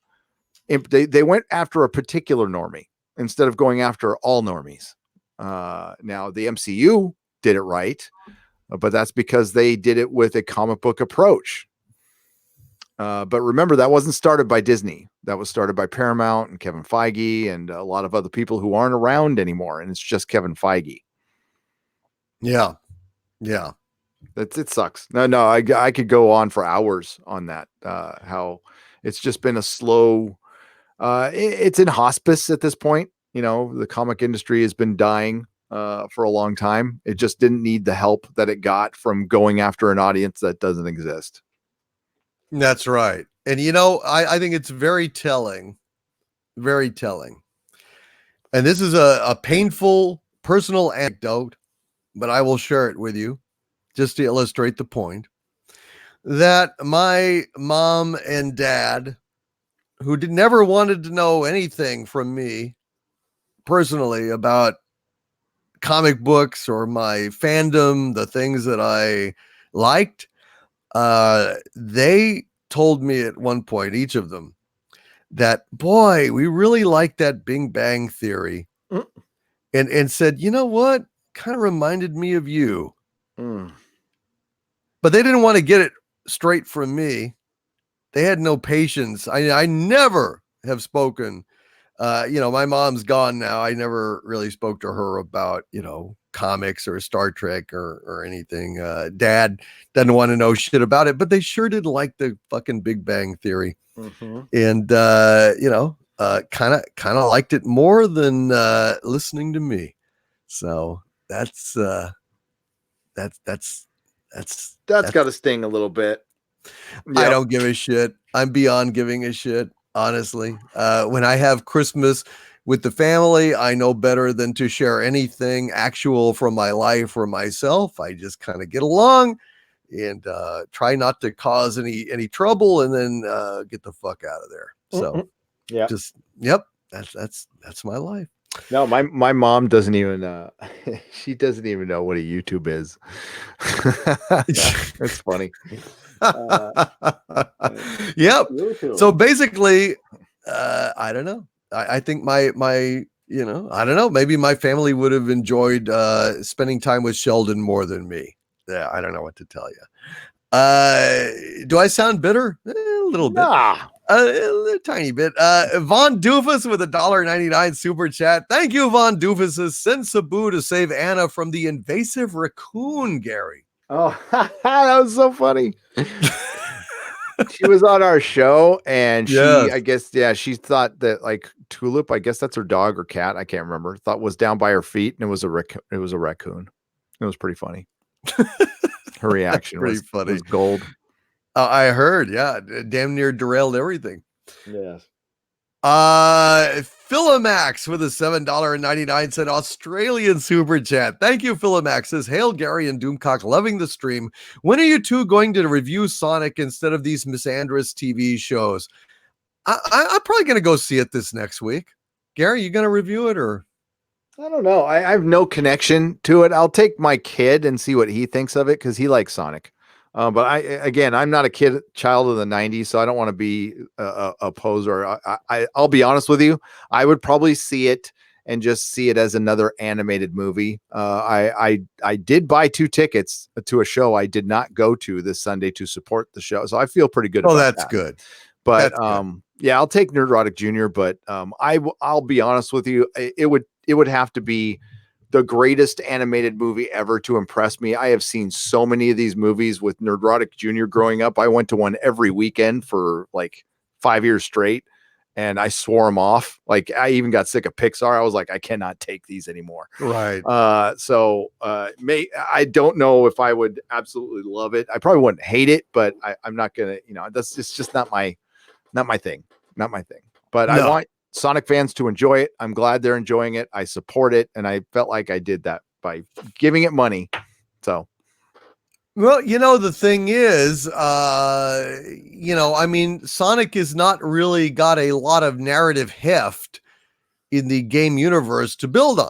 So the fact that people are actually going and saying it's enjoyable and stuff, and the fact that they changed the design of the character to reflect more accurately the video game, I think speaks volumes to not only their respect, but also they've probably made a pretty genuinely entertaining little movie, and that's all we ask. I want Jeff Fowler to direct Superman. I want him to direct. I want him to direct Superman. He'll listen to the fans. Yeah. I don't want J.J. Abrams. I want Jeff Fowler from Sonic to direct Superman. So I want him to get a lot of work. And maybe, you know what? I wouldn't be surprised if he turns into something over this. And he just took that bold move of having a positive interaction with the fan, not getting all butthurt and just going, whoa. Okay. I hear you. We're going to work. Damn right. That. God damn right. That was so refreshing to see. And look at it. It wasn't hard, folks. It wasn't hard. Jeff Fowler checked his ego. That's all he did. He had to check his ego. And that is the hardest thing for anything anybody in Hollywood to do. And it's their culture. You can't really blame them. I mean, I don't honestly blame them, because if you show any kind of humility in Hollywood, that is a weakness. They're going to put daggers in your back. Right. Look at this fool. He admitted, he said he was sorry. Can you believe that? Yeah. He said he was wrong. It's like, that is just unthinkable in Hollywood. Right. It's the inhumanity and stupidity of the Twitter, universe that these kind of hive mind SJWs enforce conformity and spit on individuality to the extent that any human being that actually admits to being human and being fallible gets shit on. Yep. And discarded.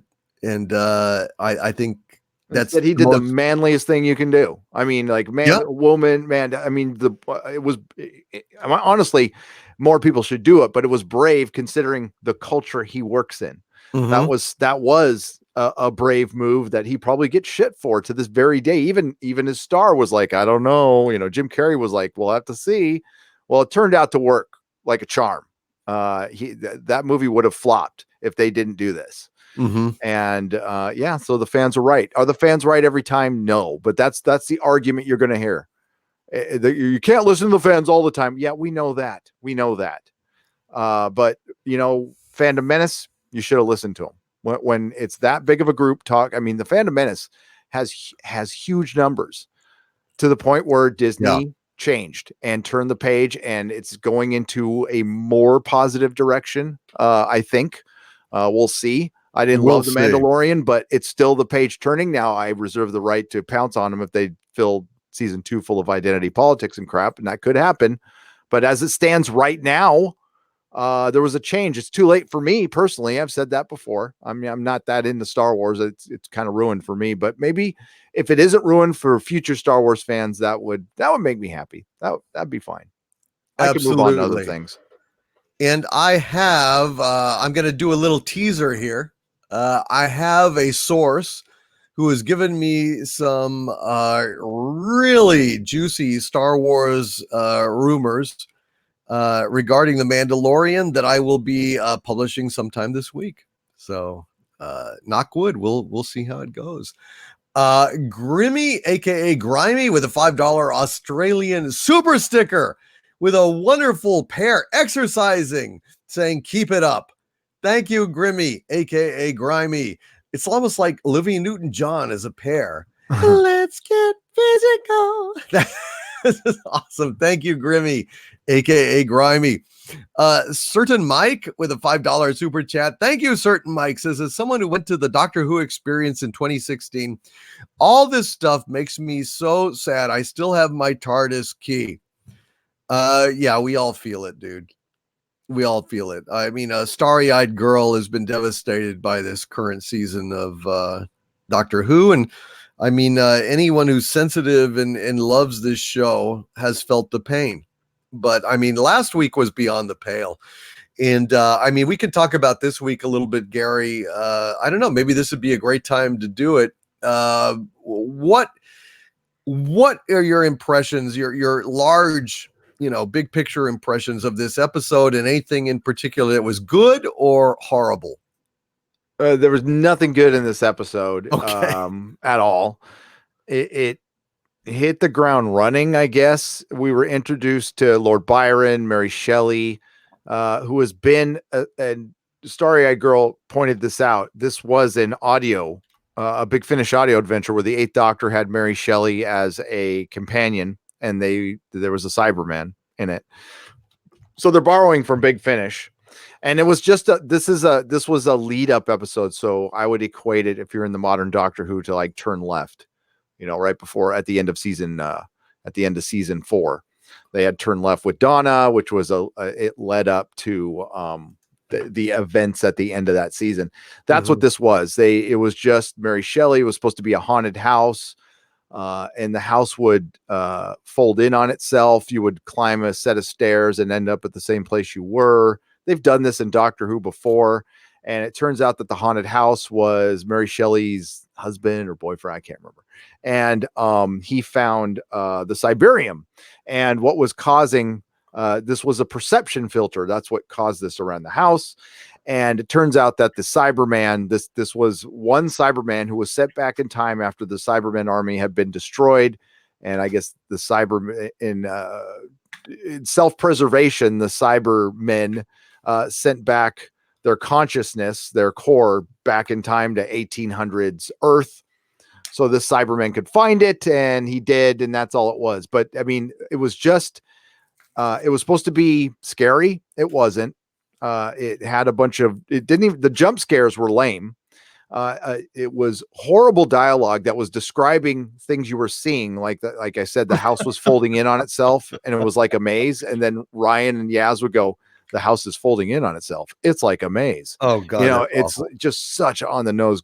It was just horrible. So it was written by Maxine Alderton, who apparently wrote this like soap opera called Emmerdale, which I've never heard of. And it's the same situation as Star Trek Discovery is in.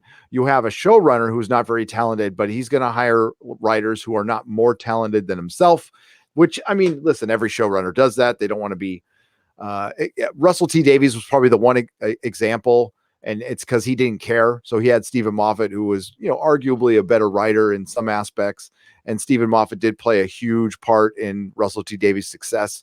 But with this one, it was just nothing. It was just leading up to the Cyberman showing up. And the only thing that stuck out was Lord Byron hitting on the Doctor, calling her Mrs. Doctor, setting up scenarios so they could point out that the Doctor's female, because they need to do that every episode just in case we forgot. And again, and then mock Lord Byron for hitting on her. Oh yeah, and he's the only one you can mock, because it's okay to mock straight white males, but nothing else. And by the way, just to tell you where I'm coming from, it's okay to mock everything, straight white males and everybody else. You could tell so what you're doing is you're excluding someone, and you're picking on them. And that's the problem I have with Doctor Who, current Who. It's current BBC. It's never going to change. And the show is just dying. It's dying. So and the people who are the Jodie bots out there, they know it because their rhetoric has gotten worse online. It's just down to personal insults now. So the thing I hear the most, I mean, it's not even worth repeating. It's not even clever. It's just the same basic stuff as you just want to hate on the show. I love this show, and I hate what's happening to it. And I'm gonna give people a voice because they can come to my live streams and say what they want, pro or they can agree with me or not agree with me. I don't care. But it's a place for people who don't like what's going on with the show because of the political choice that the BBC has made and the showrunners have made, a partisan political choice to derail a great show, to create conversations, to be a cause. And when it isn't, they just needed a gimmick for a dying show, and the gimmick's running out, and the ratings are showing that. And we've been right all along. So now it's just personal insults, which don't affect me at all. I don't care. So keep them coming. I did pick on one person on Twitter today. I reserve the right to do that like once a month. It was low hanging fruit. He said something about, okay, I'll use sheep, go over to Nerdrotic, and so you can go to the echo chamber. And I said, don't send your mom and your potential dates. So I thanked him for sending his mom and his potential dates over. And I'm sure he was just helping that sheep over the fence. But yeah, whatever. But it's just garden variety bad. This year has not been, believe it or not, has not been as political as last year was, the last season was. But it's still noticeable. Mm-hmm. And they what they did was they just brought back some old villains, and they're doing the same thing because they refuse to consider the possibility that they might be wrong. That they are alienating a large portion of a fan base that was already leaving. See, this is compounded with people were leaving anyway. They lost the American audience prior to Jodie coming back. It'll never be as big as it once was. It was kind of a flash in the pan, which is too bad because it could have stuck. But they made a lot of bad decisions just creatively before they started getting, and then it started getting political towards the end of Capaldi's era. And we're left with this, and the BBC does not represent the British public anymore. It represents London, like a portion of London and some of the bigger cities, and not the rest of the country. And, right. I have a question. Muggles Cake Sniffer said a quote in the chat here where she got the idea from the Cybermen for the monster in Frankenstein. Is that true? Yep. So she got the idea for Frankenstein from Cybermen. Oh yeah, we all predicted that when we first heard that Mary Shelley was going to be in an episode. We're like, she'll get the idea from a Cyberman. Yes. Holy shit. Which again, that's a great example of what they did in Watchmen. I mean, to a lesser effect, but yes. You took this young lady who had a brilliant mind and came up with a brilliant story, one of my favorites of all time, and she got inspired by a Doctor Who villain. I mean, that's almost as bad as the Doctor having something to do with Rosa Parks on a bus. Well, maybe not as bad. That one's pretty bad. In the Deep South. The Deep South.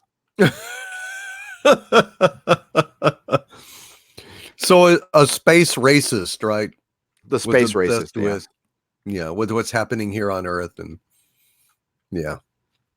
So basically, in a sense, Chibnall is reaching back and trying to take credit for Frankenstein from Mary Shelley. Yeah, he's really bad. I mean, like his Doctor, and you could go back and look at his Doctor Who episodes with Moffat and Russell T Davies. They're some of the worst episodes.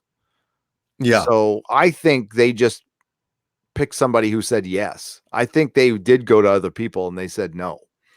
And Chibnall's coming out. Kurtzman and Chibnall both came out like they we had demands. You know, before I took on Star Trek, I felt like there needed to be a female captain. And that Kurtzman said that. That's a quote. Here's a problem with that quote. There was a female captain, but not on the Discovery. There was a female captain for all of one episode. Right. Before she died. And then it was a male captain. So that's bullshit. And then Chibnall said, well, I'm not going to come aboard unless I have a female doctor. Well, they were going to do a female doctor, whether you were around or not, Chibnall. And he ended up picking somebody he was familiar with. Right. Instead of doing a proper, I heard they did auditions, but I think it was just to do auditions because they had to. And they were going to pick Jodie all along. And I'm not sorry. It's not my fault she's terrible. It's not my fault the show's terrible. It's not my fault that people have nowhere else to go. So they come here to talk about it. And it's not like these people, grind about it all freaking day. They come to we have an hour or two to, talk about pop culture and complain about what we want and vent our feelings, and we go about our merry day. It's not like we spend all day on Twitter, trolling people from an anonymous account. I mean, that takes effort, Yes. That takes effort with no credit either. I mean, the sacrifice is incredible. We work hard. It's stunning. And brave and empowering. It's painful. These people, you know what? I love how it's plunging in terms of ratings. I love how, Charlie's Angels and Terminator 6 and Birds of Prey all have fallen. They're on borrowed time. And it's only a matter of time before these fuckers either, shit or get off the pot in terms of paying due homage to all of us. And if they won't do it, well, they're gone. It's just, that's the reality of the marketplace. You can pretend that it doesn't matter. Ultimately, it does. And you're all paying the price for your lack of vision, as Palpatine would say. When it comes to established properties that were built by fandom, creative people, but essentially by fandom, it's the money from the fandom that keeps it alive. There is investment there, and that fan is entitled to a certain amount of respect. They aren't entitled to write the stories, but they are entitled to get the respect of the canon of the mythology. And if the creative or the repurposer can't do that, well, that's your division right there. The creative will respect it. The creative is Ronald D. Moore. The repurposer is Alex Kurtzman. The creative is Russell T. Davies, who arguably brought back, did a revival better than anybody. I mean, I think the Doctor Who revival is better than the Battlestar Galactica revival in the first few years. Now it's descended into crap, but it's still a revival. And I think that's the difference. Russell T. Davies, creative; Chris Chibnall, repurposer. Beautiful. I thank you for watching that, Gary. I will promise to watch it next week. I've just had not time the last couple of weeks, but I will get on it and join you in your suffering. I promise. Only 2 episodes left, and then we have a good year and a half until another season rolls around. And my guess is that it premieres in the late fall, and Jodie bows out on Christmas or New Year's of 2022. It would be like a Christmas present for us. It would, wouldn't it? Because we're rolling up to the 60th anniversary, which is going to be in 2023. Mm-hmm. So if there is a Doctor Who by then, I mean, yeah, God knows. I mean, so what shall we sentence Doctor Who to at this time, Gary? What is your gut feeling? Total perspective vortex. I would shape it. Okay, so the total perspective vortex is basically you are locked in a box. It's from Hitchhiker's Guide to the Galaxy. You're locked in a box, and it shows your size as compared to the entire universe. And you usually go mad unless you're Zaphod Beeblebrox. But with Doctor Who, I would do the total perspective vortex, and I would put Doctor Who in a box with its remaining fandom, and I would show it comparatively to what it used to have. and it would see how much it lost. Beautiful. Beautiful. That is just the worst thing I can imagine. And all of those idiots that are still clinging to this garbage for propaganda reasons, let them see how small they really are. And I ratify that entirely. I don't have anything to add to it. Let it be ordered. So let it be written. So let it be done. The Inquisition has passed judgment. Justin Green with a $5 super chat. Hail Justin, says The End Game. Why the West is in Decline by Felix Rex on YouTube explains everything that is wrong with our culture and why. It explains SJWs. Well, thank you, Justin Green. Folks, if you're interested, The End Game, Why the West is in Decline. I'm going to go ahead and pop this into the chat. And you guys can Google that. It sounds like it's a hell of a video. Thank you, Justin Green. I will check that out. Servant of God 777 with a $5 super chat. Thank you, my friend. Says they want to give us swill when we asked for steak. They take dreams and try to say they are the dream masters. No more. Gary and I and others in the Fandom Menace stand guard on those particular gates. We are proud gatekeepers on quality, on fandom, on canon, and we will not be dissuaded by their attacks and their, bullshit rhetoric and lying about us. I mean, they lied about us constantly. It happens all the time. And even Anti-Trekker was believing that I had turned against Anti-Trekker, which is a complete crock of shit. Thank you, Servant of God 777. Dixon Cider with a $5 super chat. Thank you, my friend. Says, Hail Inquisition. Hope the both of you enjoyed Valentine's Day. Hashtag Sonic the Hedgehog made money. And hashtag Solo lost money. So, right. Dixon Cider, thank you, my friend. Appreciate it. I hope you had a wonderful Valentine's Day yourself. And that goes to everyone out there in the chat. Valentine's Day could be a noxious holiday, but God knows you are all welcome here and on my channel and on Gary's channel. Thank you so much, you guys. Best chat on YouTube. Elite Spanker with a $2 super chat. Thank you, oh Elite One. Says Minister of Punishment, for the crime is here. It is. The crime is here. And certainly the punishment is here, Elite Spanker. Please warm up your paddle and get ready. I would like to have the Elite Spanker spank every single nominee that comes in here just once, just to prep them, And even if they're like on Sonic and they're doing a great job, a little spanking keeps them on their toes, We are the Inquisition after all. Yep. We're not entirely sane. Thank you, Elite Spanker. Lady Viking with a $5 super chat. Thank you, my lady. Says, good, my lord. Let the hate for bad writing run through you. It always does. It always does. I cannot contain it. It makes me so angry. I actually care about quality. As a writer, as an actor, I care. Maybe that's my fatal flaw. I don't know, but I'm going to keep caring till the day I die, and that's just the way I roll. I think, Gary, you're the same way. You're all going to keep caring no matter what. Oh, yeah. It ain't going to happen. Yeah, I mean, Gary is not, none of us is just phoning it in, folks. You can't fake this. This is shit we care about, and it ain't going to change anytime soon. The same shit I was saying 10 years ago. Yeah, I just have a microphone in front of me now. Right. And thank God you do. I mean, a lot of people feel the same way, and it makes a big difference to a lot of people who have not a voice like we do, and really, I'm just so grateful to all of you that empowered me to get my message out, because I started this thing out in despair at Star Trek Discovery, how wretched it was, and I couldn't believe society had descended to such a low base level.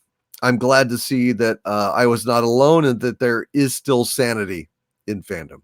It really is true. What sucks is when I started my channel, things were upward. This is the part that doesn't get talked about enough.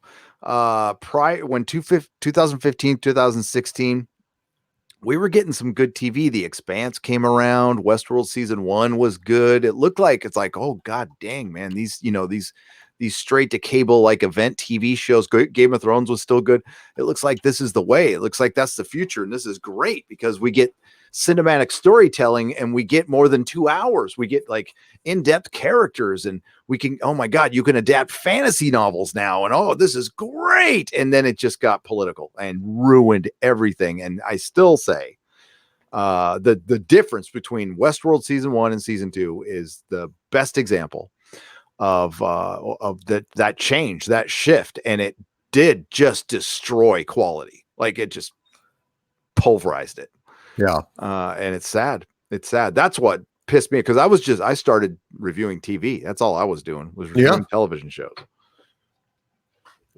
Oh yeah, you were doing a great job of it, and finally you decided to give voice to what you felt deep down in your own voice. And yes, Rojo Diablo, this is the way.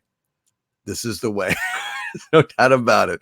I dread Westworld season 3. Absolutely dread it. But we're going to take place in the West. It's going to take place in World War II, because oh my God, the bad guys from Germany. We got to have another thing with them in it. And then it's going to be Blade Runner, I guess. Yeah. Well, Nazis are perfect. They're fascists. They're violent. They're white males. It's perfect. It just sucks because there's a Nolan involved in this. So I'm so conflicted. I mean, Nolan's brother's good. He's good. I think he got kind of pushed aside, to be honest with you, with Lisa Joy, his writing partner. And it's a bummer, because he usually is a very good writer, and it's disappointing. Very disappointing. Casey Osowski with a $20 super chat. Thank you, Casey, very much for that. He says, a poem, Sonic gets the job done. It's a joy for everyone. Summer's sad for birds of prey, but hear me as I say, when you go woke, you will in time become a bitter joke. And in the end, you must go broke. Hail Casey Osowski, a poem for the ages. Thank you, my friend. Truth in poetry. What a timeless balm for the aching soul. Thank you, Casey Osowski. You are awesome, brother. An arch villain, a legionnaire, and a good friend. Thank you, Casey. NG1TEAV with a $7 super chat. Thank you, dear. I thank you, my friend NG1TEAV. Negative. I can't pronounce it. It says satire Disney. Torture them. People tested for witches. What test for bitches is there? A test for Disney bitches. Then torture them. I think basically saying the truth is torture enough, man. We need some bitch trials. Bitch trials, exactly. Well, toss a coin to your bitcher. What can I say? I think this is the trials, and we have fun doing it. And I thank you guys for showing up every Sunday for the Inquisition. And just a reminder that next Sunday, the Inquisition will be on Gary's channel. Hope you guys will all come back for that. Mr. Morden with a $2 super chat. Thank you, my friend. Says, please wrench Lori Wilson for Mary Ashmead. Thanks. 07. I just did. So Lori Wilson, welcome to the wrench. Thank you for taking up the cause of the wrench. Mary Ashmead, Chris Persia, Mark Lurseth, thank you very, very much for all of your help tonight. You guys are doing a fantastic job. Nettled Nerds with a $5 super chat. Thank you, my friend. Says, Gary, I love you. Thank you. Karen Strong Women, the first female DR played by Jodie Whittaker. LOL, you're awesome. I yelled with joy when you said that. I love you too. Thank you. Got a fan here, Gary. Nettle Nerds. Gary, I love Hail you. Nettle Nerds. That's absolutely awesome. I love you too, Nettle Nerds. Trioxin with a $10 super chat. Thank you, Trioxin. Says, you are describing flat earth to a T. It is meant to discredit all conspiracy research because normies just lump it all together. It's a common tactic. Oh, it is. It certainly is, Gary. Man, I mean, we do the exozone, and disinformation is not something we're a stranger to, are we? No, absolutely. And there's a story, you can Google it, of a guy who was observing some lights in New Mexico. This was about 20, 30 years ago. And what he was doing, he was observing experimental aircraft out of a New Mexico air base. And he was on shortwave radio. The government got wind of this and decided to feed the guy like fake information about aliens and UFOs, damn near making the guy insane for misinformation. So to just muddy the waters, so he didn't put out on the internet or anywhere else this experimental aircraft that we were actually working on. It's the best case of misinformation. They do it all the time. They get in the UFO community. They do it. Disney does it. CBS does it. Trolls do it. People who are fans of the show, mainly. I think that I don't want to guess on motivations, but it might even be other YouTubers openly trying to discredit them because of competition. It's all competition. That's what it comes down to. It's all traction, competition. It's not hard to figure out. You don't need to be Sherlock effing Holmes to figure out that a channel's getting traction. Another one isn't. One that isn't starts calling out other one to possibly get traction. It's not like we haven't seen this on YouTube 1,000 times before, and it never works. It never works. It ends up bringing that channel down even further, unfortunately, when that channel could just either they can do positive reviews of Star Trek or negative. Either way, they'll get traction doing that. There's enough people out there who, not as many, but who like it or don't like it. Now, obviously, liking Star Trek Discovery is not a popular thing, but I will argue that I think it's right down the middle on liking and not liking Star Trek Picard as far as traction is concerned. I don't know if enough people are still watching it, to be honest with you. I think it had a nice bump in the beginning. It certainly, I have heard it was successful at CBS. It's debatable on how successful. I think offering an episode for free on the internet is not a sign of success. I think when you go to CBS All Access and I sign out, and every time I go back to sign in, they offer me a free week every time. I don't think that's a sign of success. I think the fact that CBS All Access is being absorbed into another streaming service, I don't think that's a sign of success. There's indicators out there that tell you whether a show is a success or not. Parrot Analytics is so full of shit. I'll give you an example. There was a time that Parent Analytics was saying that Mandalorian was possibly watched by more people than The Witcher. I will tell you that's fucking mathematically impossible. There's 140 million people subscribed to fucking Netflix, and there's 10 million right now, 20. Even if we'll say 30, there's 30 million subscribed to Disney Plus. That's impossible. It's impossible. Absolutely. And also, I mean, I've only seen the first episode of Mandalorian, so I can't authoritatively say that this is true. But my feeling is I watched the first episode of the Mandalorian. I watched all of The Witcher because I was actually interested and engaged. Wouldn't you say that The Witcher is better than The Mandalorian? Far superior. Okay. Well, there you go. That's why I was sucked into it. And despite some initial resistance, because I couldn't stand the character of the Bard, who was written to contemporary, in contemporary voice, by the end, I even warmed up to him. I genuinely like the show. I cannot wait for the next season. I have nothing against The Mandalorian. I just I couldn't get interested in it, despite all the clicks I would have got. I don't know. I'll probably watch it before season 2 just to catch up, and Baby Yoda, blah, blah, blah, whatever. But I haven't hated on it. I just, the first episode left me really flat. Yeah. It's The Mandalorian is not terrible. It's not bad. I think it's, considering what we've gotten from Disney, it's the best thing they've produced. I think it's very pedestrian. Average. I don't know how many ways I can say average. It's very basic and average. It still has some cool elements. And maybe what I want out of it is not anything Disney can deliver. I was kind of hoping for more of a seedy underbelly look at Star Wars. And also, it's not Jon Favreau's fault or even Dave Filoni that it's taking place in a world that I could give two shits about anymore. Right. And that's Kathleen Kennedy's fault. That's Kennedy's fault. No doubt about it. So if it stays disconnected from the Skywalker saga and all that, which I don't see how it could, maybe. I'm not that interested in it. It's very bland to me. It's just there was cool elements. Baby Yoda's cute, great, whatever. You can't. I mean, Baby Groot was cute too, and that lasted about a year. And I know there's people out there who really like it, and good. I'm glad. I'm glad you have some good Star Wars to enjoy. Believe me, Star Wars fans deserve it. You are owed that from Disney. Yeah. You have shown your loyalty, whether you're for the Fandom Menace or against that hashtag.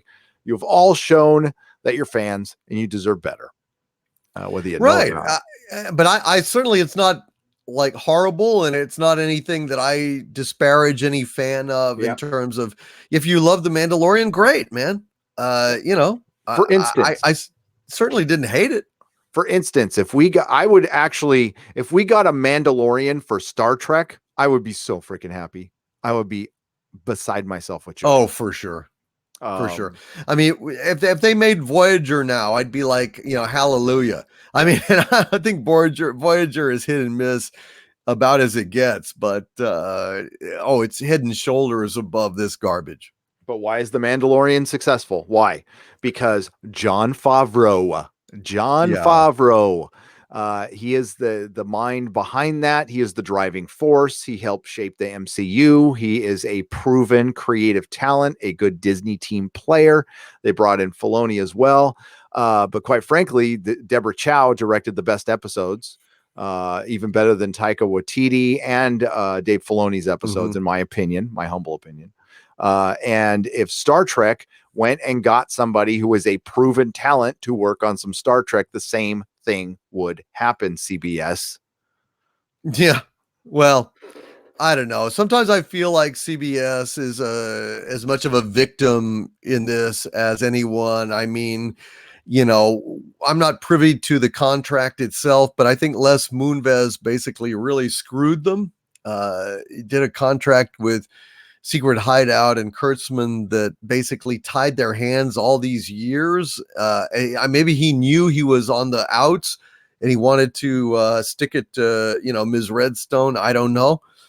But I have a bad feeling that CBS has been kind of screwed like we have. I can't say that for sure. I don't know the contract, but I do know that what's happening isn't working. And it ain't going to get better. It's never going to get better until they get rid of those people. And God bless you. If you can figure out a way to give us a Mandalorian in Star Trek, I'll be there. An example of what goes on here with our channels, that there is no argument against, as much as the access media or other content creators will try to argue it. Game of Thrones. When Game of Thrones took a turn for the worse, there was a bunch of people sitting on the fence going, I don't know. It's not that bad. It's okay. Those guys are haters. Right. We had 24,000 people watching our live stream because there was nowhere else to go. Yep. I mean, everybody else was sitting on the fence or trying to make excuses for them. And I had already sat through Series 7, and Doomcock was viscerally going through the process right there. We all were. I mean, nobody remembers our first two live streams where it's just nothing happened in the episode. And we were still getting a lot of people watching. But remember, like, we almost didn't cover the show. We were like, we were kind of on the fence. We're like, I don't know. It's the last season. Does anybody get it? And quite frankly, nobody was watching my Game of Thrones stuff. I was just covering it because I like Game of Thrones. I'm really into it. I'm still into it, by the way. I'm not some passing fan. I am rereading the books right now. Watching Preston Jacob videos and freaking going and reading up the lore because I'm getting fired up. I'm stupid. I'm an idiot. I think the book's going to come out this year, but that's beside the point. The fact is, there was nowhere else to go. And some schlub like me was getting 24,000 people on a live stream. And I didn't even know it at first. That was frightening for a second there. Got used to it. But and that's what happened with Star Wars and Star Trek. They had nowhere else to go. People are pissed about the show because they love it. If they don't love it, they don't talk about it. Apathy. Right. And that's what we're seeing with Doctor Who. And once apathy kicks in, it's the stages of grief, except it's like hate grief. And once you're done, with your catharsis and spewing out how much you're pissed off about how the direction, your favorite show that you love for years, there's a point where you just go, okay, well, they're not going to change. All right, later, and we'll find something. There's plenty of other shows to pick from right now. Even in this sea of crap that we're getting from Hollywood, there's still a gem here and there. A Witcher comes out, and The Witcher will gobble up all that audience that Star Wars wants to push away and Doctor Who wants to push away and Star Trek. Believe me, if The Witcher maintains its quality, it will get huge, massively huge. I agree. I gotta say the best rebuttal, and the thing that the shills ignore. The shills accuse me in particular of being a hater and monetizing hate and all this shit. If I was a hater, why in God's name would I ignore The Mandalorian? Why would I pass up the opportunity to trash The Mandalorian if I am just a hater who's just out for clicks and just wants to monetize hate? I wouldn't. The fact is, I did one review of The Mandalorian on the pilot. I did the good, the bad, and the ugly, and I said the things that I liked about it, the things that I hated about it, the things that I was indifferent about, and then I never watched it again because I thought it was boring. I was very objective. I did not monetize it. I would have never passed up the opportunity if all I was about was clicks. But I do this out of passion. And this thing did not make me passionate one way or the other. And that is the ultimate rebuttal to all of these hack shills and liars out there that say that I monetize hate. I am a person who loves great material. And I have anger and rage towards those people that are destroying things that I've treasured my whole life. And that is the story of my channel in a nutshell. And, with The Witcher, it was weird with The Mandalorian. I did a bunch of reviews where I kind of liked it and kind of didn't, but there was never hate or absolute love. It was just very, it's all right. It had some really cool moments, but with The Witcher, The Witcher didn't execute everything well. Okay. But what wins me over is good characters or believable characters or likable characters. And then I can forgive a lot of, because there's plot holes in The Witcher, and the time shifting can be confusing, but I was okay with it because they tried something different, which I like. They tried a different way. I mean, it's not like they invented that or anything, but they tried to be a little different with their storytelling. And I appreciated that. And I thought there was a charm to it that I liked. And that's The Mandalorian had a little bit of that too. I mean, it wasn't completely bland, but I mean, you take Baby Yoda out of there and it's pretty bland. And it had, a decent ending. I don't want to spoil anything, but there was a big reveal at the very end, which was kind of cool. But with Star Trek in particular and Doctor Who, these things aren't even fun. I mean, you can enjoy something that's bad if it's fun, like Con Air is a horrible movie, but it's fun. I love it. These things aren't even fun. And I think the best example again is Batwoman.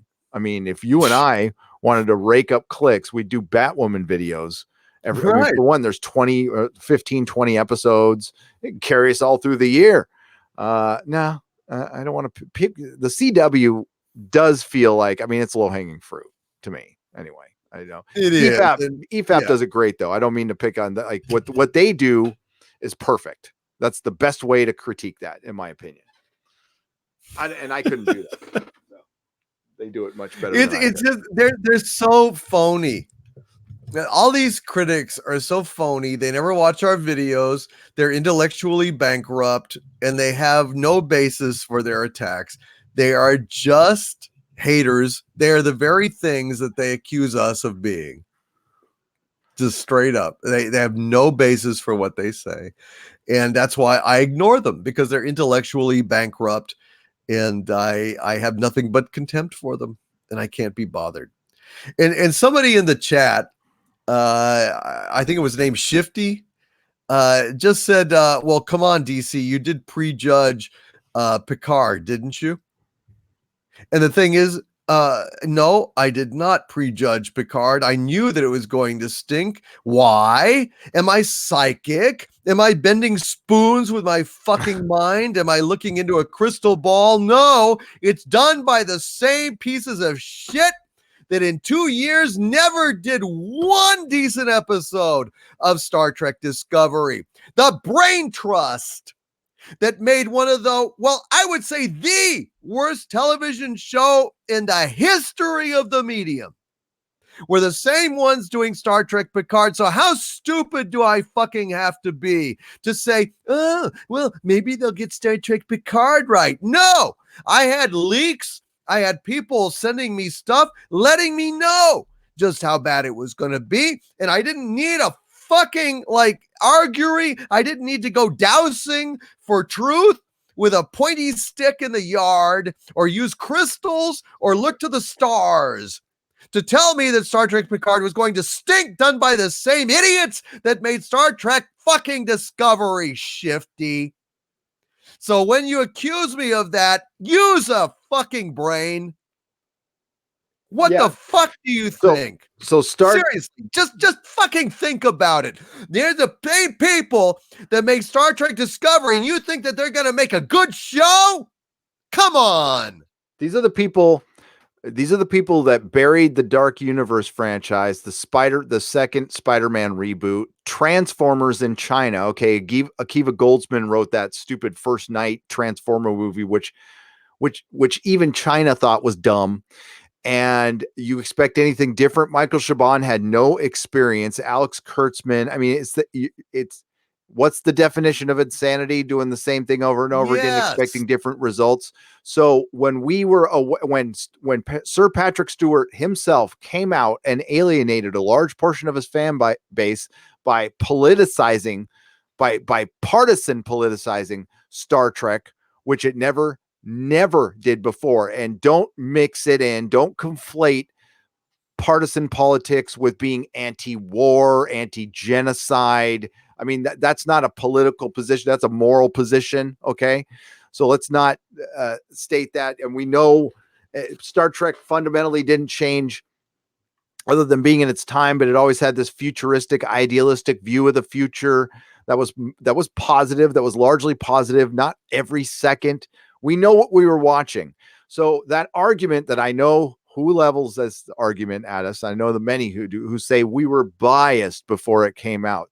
So at the core of that argument, you're saying that we actually like the show, but we're just lying about it right now.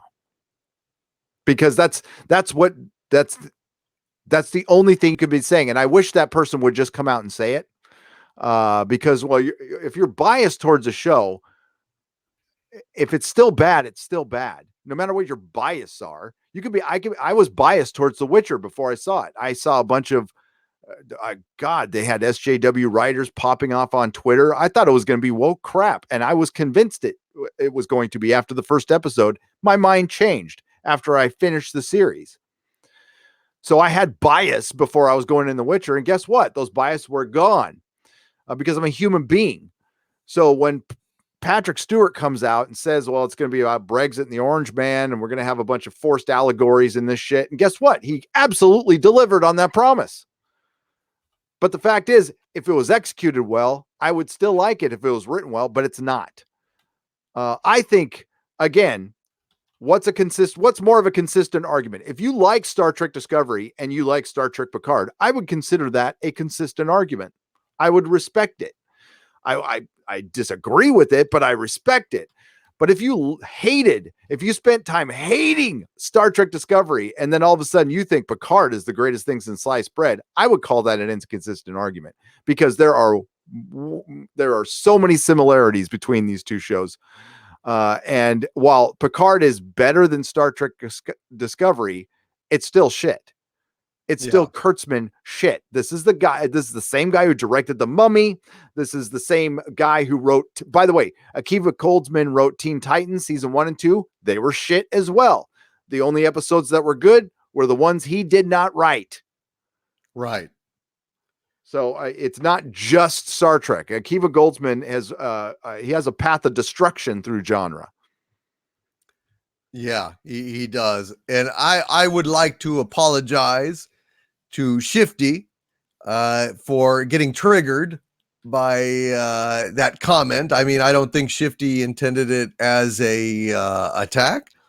But you know, it's like I didn't prejudge Star Trek Picard, and it's a sore spot because that's what you know, all these shills and stuff accuse me of, like being a hater and stuff. And no, I did not. I mean, there was definitely reason to have apprehension about Picard, but I did not mean to dump on Shifty, and I do apologize if it was taken that way. It just got me a little bit hot under the collar, but I do not want people to give Shifty any crap or anything. And no, Mega Kurgan says never apologize. No, I do. I mean, I never mean to insult anyone. I just get passionate sometimes. And so it was nothing against Shifty. I do apologize, and there you go. But I think I stand by my point. I think what I said is true, but I certainly didn't mean to yell at the guy, and I apologize for that. I got criticism for my 2 videos that I made prior to Picard coming out, which were based on Access Media articles, and that's exactly what. When I did those videos, they were about the articles. They weren't about the show. Right. They were about what the repurposers of that show were telling us we were going to get, and I was responding to their statements, not the show. And anything prior to the show, and I said in the video, I said, "Hey, it still could be good." You know, people seem to miss that though every time. And then this guy, David Button, in the chat is saying, you did, and you just admitted it in the rant before the show. You said it was going to be bad based on previous history with Discovery. That is prejudging. That is fact. It was bad. I was quite correct. Hashtag Doomcock was right. So I never said I didn't. I never said I didn't have bias. But I stand by what I said. Picard stinks. I was right. And you know it's going to be bad when it's done by people who suck. So yeah, there you go. I mean, it's kind of a moot point because it's bad. It is indeed. It's bad. Judgment, bias, doesn't matter. It's bad in my opinion. If it was good, I would tell you. I would go, hey, I was wrong. I have no problem doing that. I've done it plenty of times today. So, you know, I've been married for almost 18 years. I haven't been right since 2003. Yeah, I mean, it's called dropping a hammer on a planet with a positive gravity and not needing to look to see that the hammer is fallen. Yep. It's just the way it goes. Yep. Le Reddit Silva member says, even if you're saying he's prejudging, he's doing it based on facts. Indeed. Hashtag Doomcock was right. Thank you, folks. Damn straight. Thank you very much. It's not like we didn't watch every episode of Star Trek Discovery multiple times. I mean, you know, which I have done and you have done. I am very familiar. You know what sucks is I'm at this point, I'm more familiar with freaking Kurtzman Trek than older Trek because I've had to watch it more for reviewing. I'm trying to fix that, cleanse my palate a little bit, but Jesus. It's terrible. It is terrible. It is terrible indeed. For Doctor Who, I have to watch a classic episode like right after I watch. That's right after I'm done with my live streams. I fire up an older episode. This one I actually watched a neo-classic one. I watched Turn Left because I was talking about it, so I watched that episode because it's really good. But I have to do that so I remember how great Doctor Who used to be. Oh yeah. Well, I mean, we have you know, sweated bullets and suffered the slings and arrows of outrageous canon in our quest to represent the truth. So we know what we're talking about, and you know, I mean, shit. I mean, you know, if you have a cat and the cat jumps up on your table and steals your food, you don't have to like have a suspect or a goddamn, you know, crystal ball to know that the next time that you leave some food out, the cat's going to do the same thing. It's just the way it is. You know, it's a fact-based, phenomenological observation rather than prejudice. It's just rational. Some nobody with a $2 super chat says low bar shows about as exciting as a firing squad. Amen, some nobody, and thank you for the super chat. Lloyd with a $10 super chat. Thank you, Lloyd. Says, wait, how did you hear about the Ducks? Asking for a friend. Wow.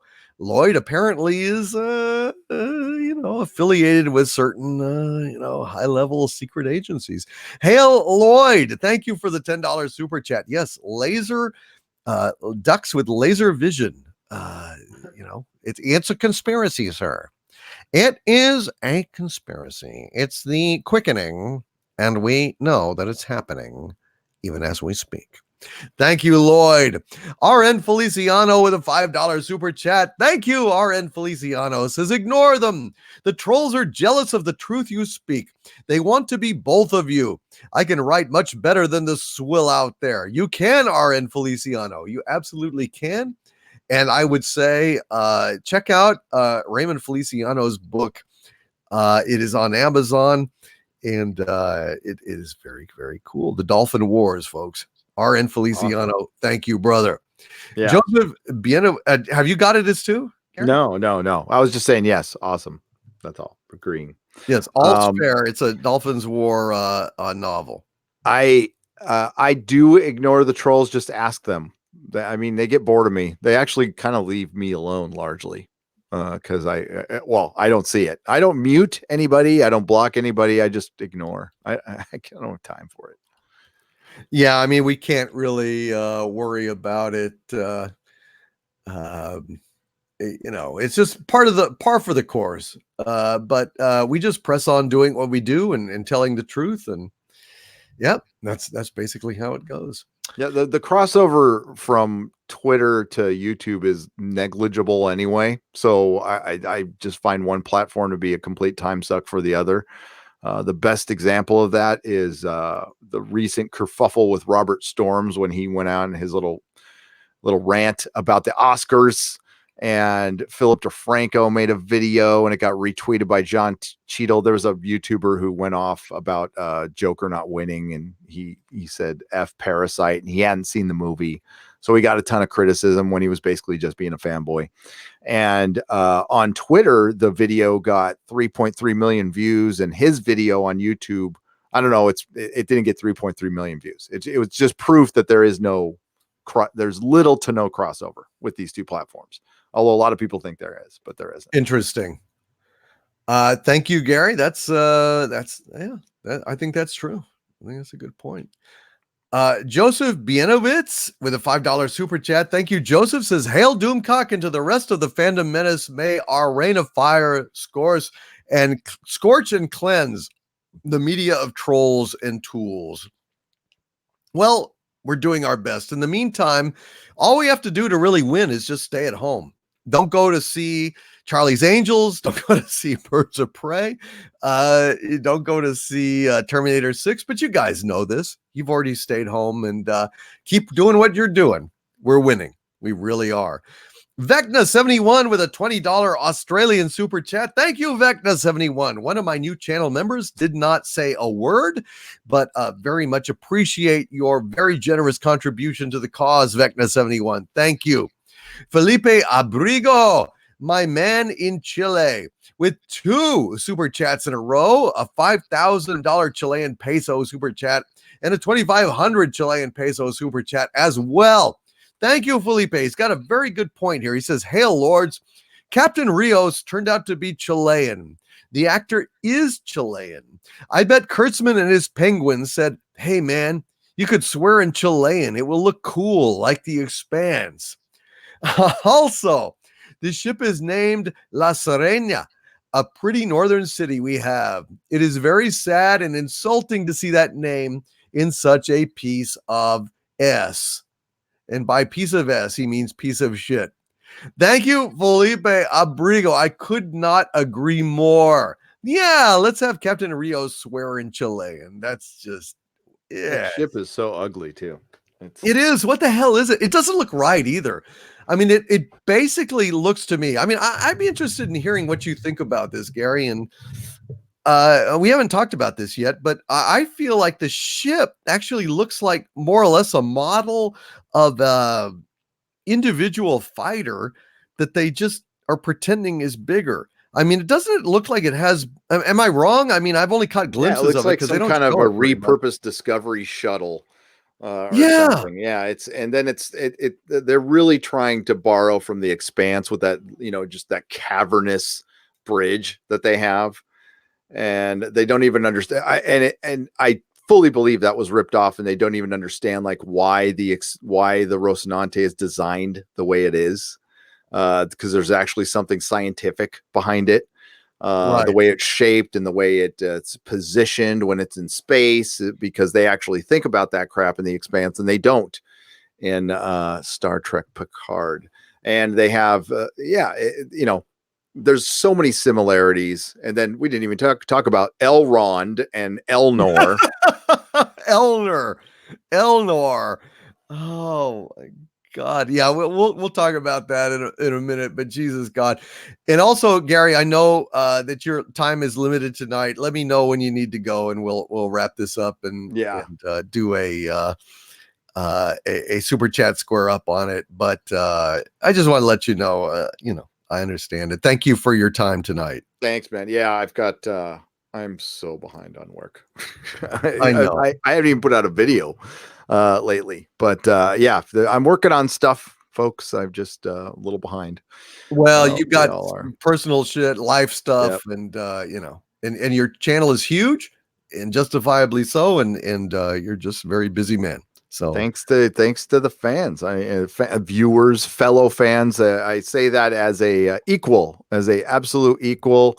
We are all just fans speaking our minds, having a little fun while we're doing it. Some people, some people can't handle it, and that's fine. That's okay. There's plenty of spaces on YouTube where you can find what you like. And that's why I would never, ever try to take down another individual channel as much as I don't like it. Generally, I don't watch stuff I don't like. It's right. Unless I have to review it for the channel, and when's the destruction of something I used to love. But if it's just garden variety bad, I skip it. I make it. Yeah, I mean, we don't have time. No, God, no. And there's average bad, and then there's Star Trek being destroyed, Doctor Who being destroyed, Star Wars just they're suffering the consequences of their deeds over the last couple of years. And Disney got humbled. That was kind of a big deal. That was a big deal. And we'll see what happens, but the movies are on hiatus right now. I guess the Clone Wars is coming out, and that's good for the Clone Wars fans. I hope it's good. And the Mandalorian, and that's it. Kenobi essentially got canceled, and it's going to get retooled, and it's going to come back, but what they were doing was canceled. And I think they took a hard look at things and went, maybe we don't need to be antagonistic towards the fans within the narrative and outside in public. Amen. Yeah, absolutely. That's it. Yeah. I wish they would learn that. I wish they would learn the old fashioned, capitalist creed that the customer is always right, and stop fucking around and insulting us. Just straight up. And KR Companion asks, Hail Doomcock and Gary, can we just change the name of Picard to Star Trek Board of the Rings? Oh God, it's boring. I think that's, oh man, that's the worst offense of the show, to be quite honest with you. I mean, this last episode had Star Trek moments because I think, well, it was directed by oh God, why am I blanking on his name now? Frakes. Yeah. And it had moments where it did feel Star Trekky. It did. That was the first time I felt that with Kurtzman Trek, but there were fleeting moments. And then Romul Legolas comes along and just, wow, that was dumb. Doesn't that reek of like some marketing department goes, you know what? fantasy is really hot right now. We just Oh, had Game yeah. of Thrones, and there's a big resurgence in Lord of the Rings. Lord of the Rings is going through a resurgence right now. It's part of the 20-year rule, and that's a video for another day.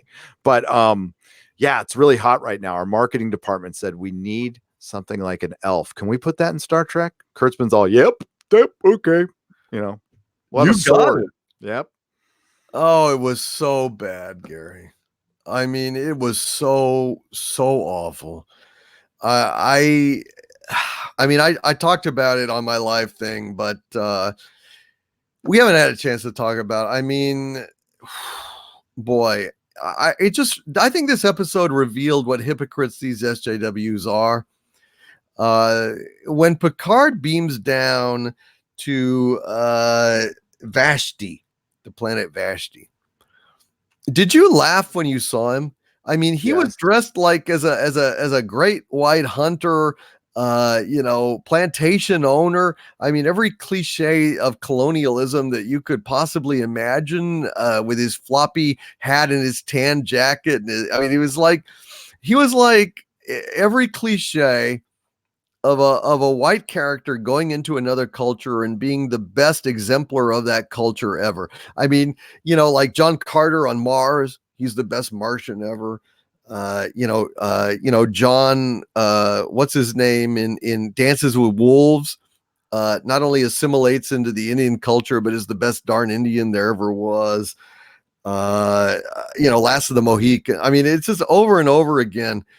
And yet not a word of complaint.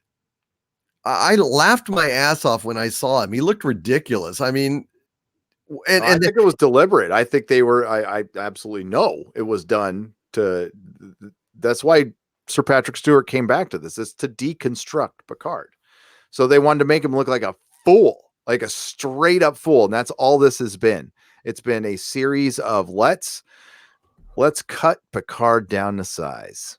Let's get this toxic colonialist patriarchal white male, and we're gonna just cut him up like with 1,000 paper cuts throughout an entire season. We're gonna bring him low, and then he'll find his humility and he'll understand how wrong he has been all this time, and then he'll die.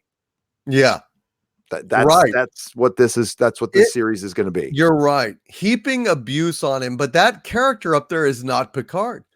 No. I mean, KR Companion in the chat is saying Picard is like Father Christmas to these people, bringing gifts.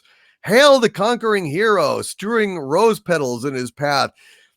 It was embarrassing. That fucking guy out there is not Jean-Luc Picard. Jean-Luc Picard was a man of great reserve. And he was a man that did not like kids. And instead, he's like every person he sees on the street. Hello, how are you? Great to see you. It's jabbering in Romulan that he's learned in his copious spare time.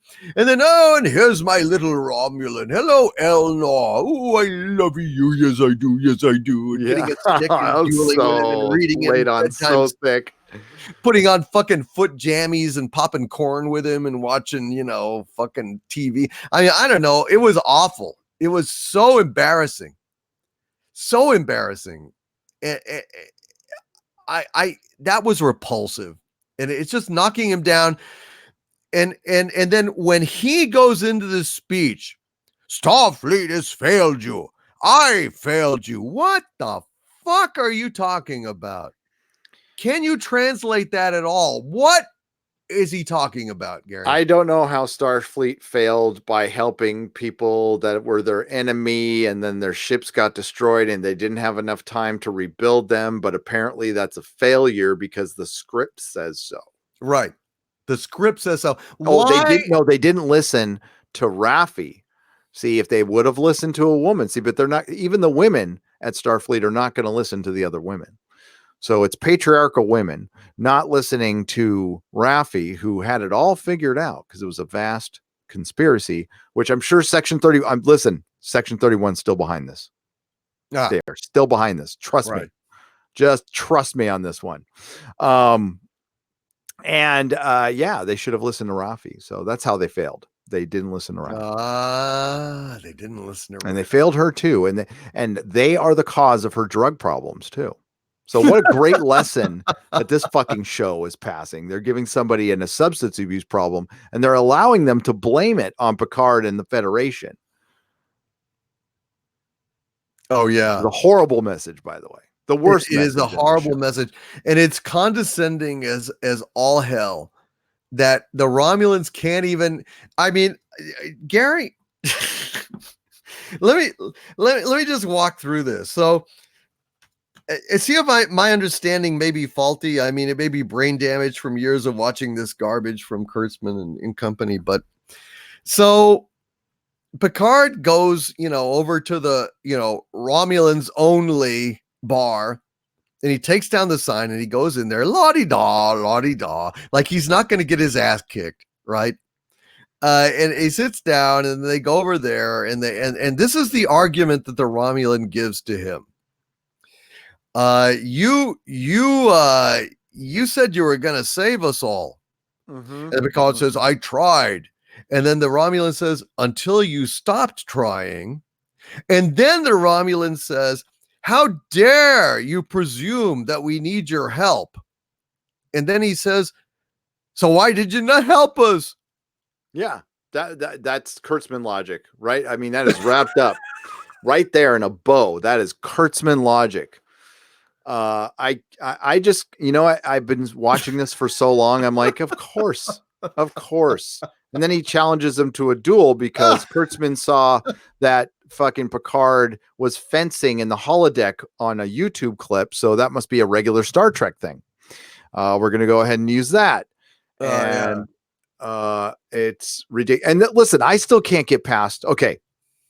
So the synths, which basically run on a program that can be hacked, are illegal now in the Federation because these anthropomorphized robotic human-like beings were hacked, but they're hacked machinery, and they were hacked and they were able to pick up weapons and fly ships to destroy something. But we're going to stop right there. I mean, let's forget. I've already brought this up. The EMHs, which you can pick up solid objects, they can also be hacked as well. And why stop there? The surrounding planet Vashti was a bunch of drones. Well, I know this wasn't Federation, but the Federation is still using drones. Well, can't you hack a drone or a ship?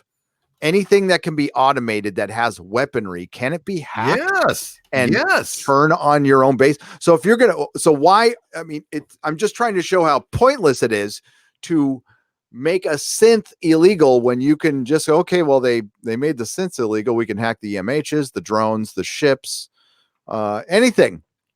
Yeah. They might as well just get rid of all of their technology at this point based on their logic. Right. Do like Galactica and have like wired phones, cabled phones on the ship because we don't trust the technology not to be hacked by the Cylons. Well, okay. Well, why isn't that reflected across all of Starfleet? And let me ask you this. Why does a fucking like little nobody like Rios have a little ship that he owns equipped with state-of-the-art AI? Like literally, like he's got all these different holograms that have all their distinctive accents and personalities to put the emergency medical hologram Voyager to shame. Why does this guy? That's like, I don't know, just like me having a stealth fighter in my backyard. I mean, this is cutting edge stuff. Why the hell does he have it? Why does he have it? Okay, so he hates these programs. He already said, I hate this effing emergency. Then why is it programmed with your personality? Right.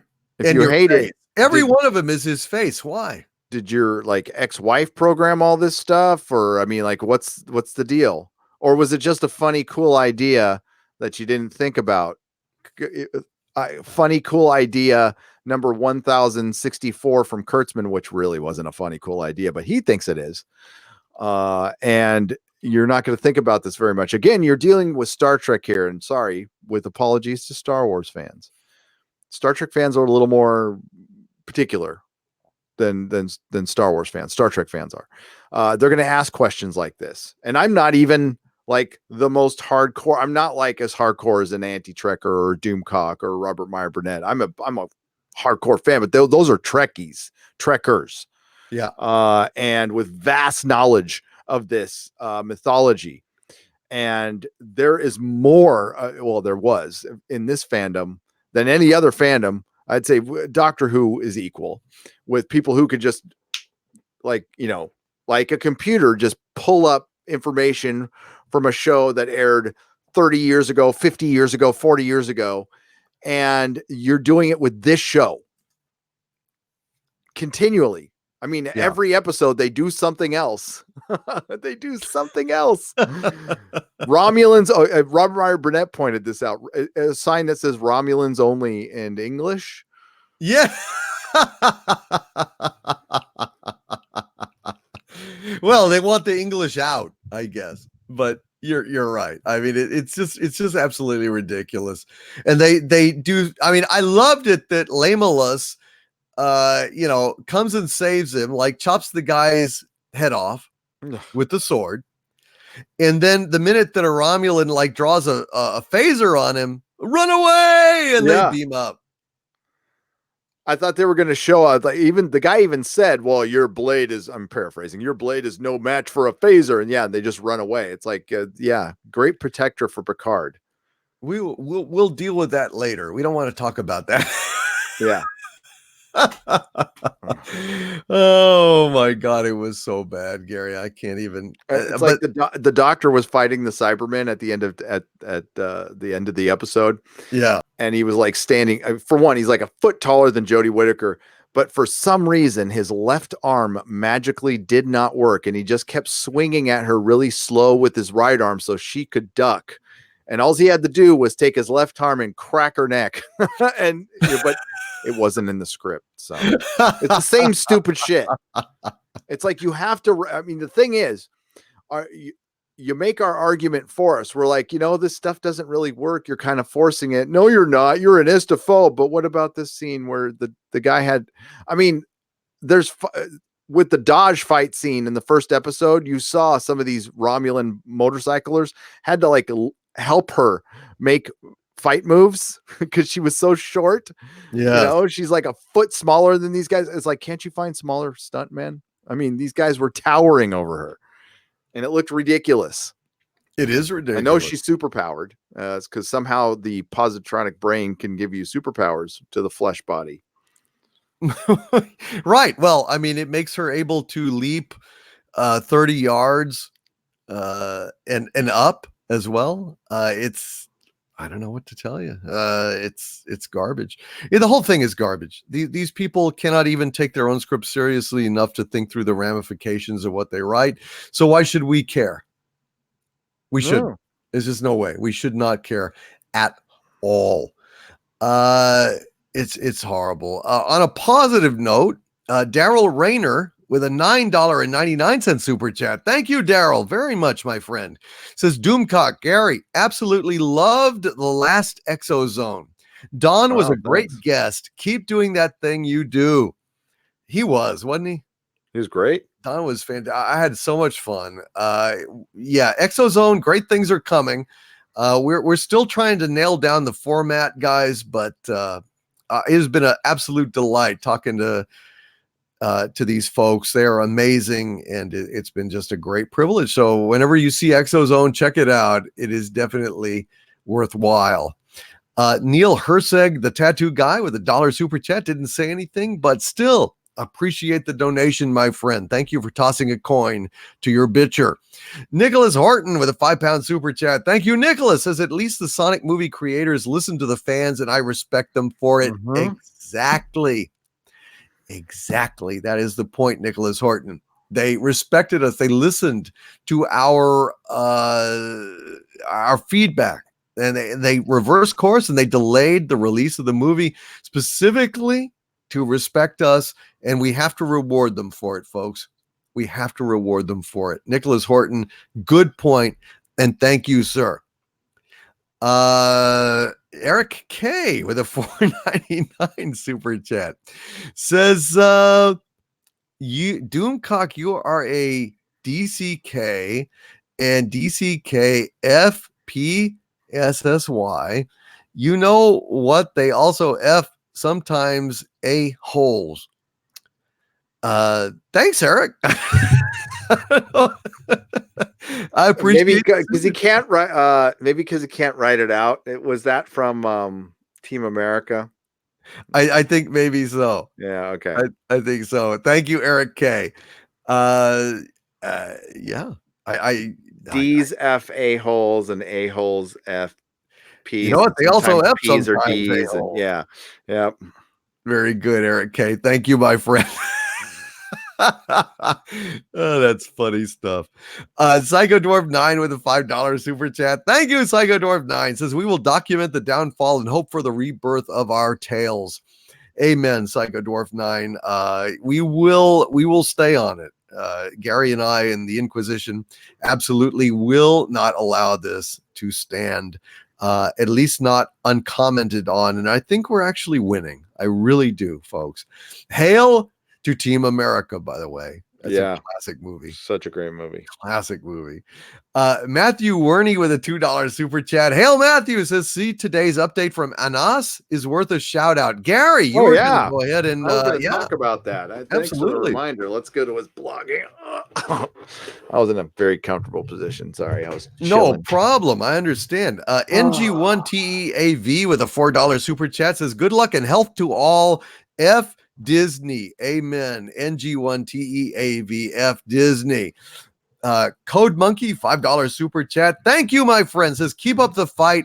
Let us not win the blank win. Let us not let the blankety blanks win. Amen, Code Monkey. Do you have that, Gary? I got it, and I love the name of it. It's Expanse. It came out today, early this morning. So this is from Anas Abdeen, February 16th, 2020. Beautiful. A few weeks ago, I filed the briefing for the appeal. I would like to apologize for the late post, and I am drenched in work since I finally got my contract renewed for full-time research, and it's in a completely new field of study for me, which I have to learn from scratch. Python, Linux, and hybrid networks. Yikes. By the way, Anas is in Kuwait.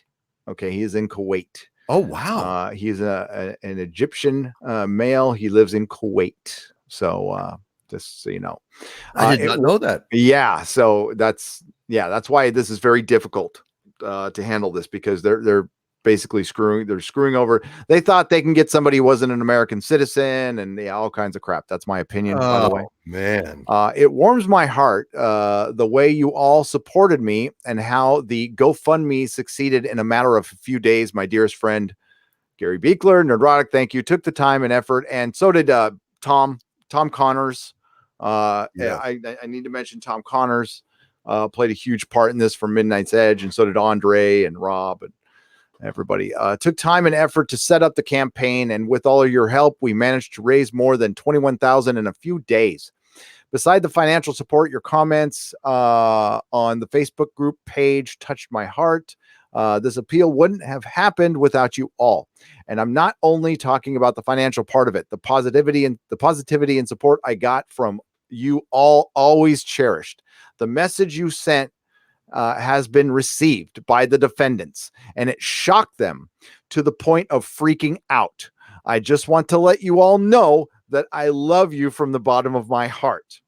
And that is from Anas, by the way. Yes, the defendants who are CBS. They were not pleased by any of this. All right. And I got to tell you, Anas has got a sack on him the size of freaking Jupiter and fucking Saturn. Okay, to take on a giant corporation like this is not. Listen, my stomach hurt a little bit just starting to GoFundMe and shit, taking these people on. I mean, this is a big company. If I say the wrong thing, they could probably bury me. Take my fucking house, do whatever. Believe me.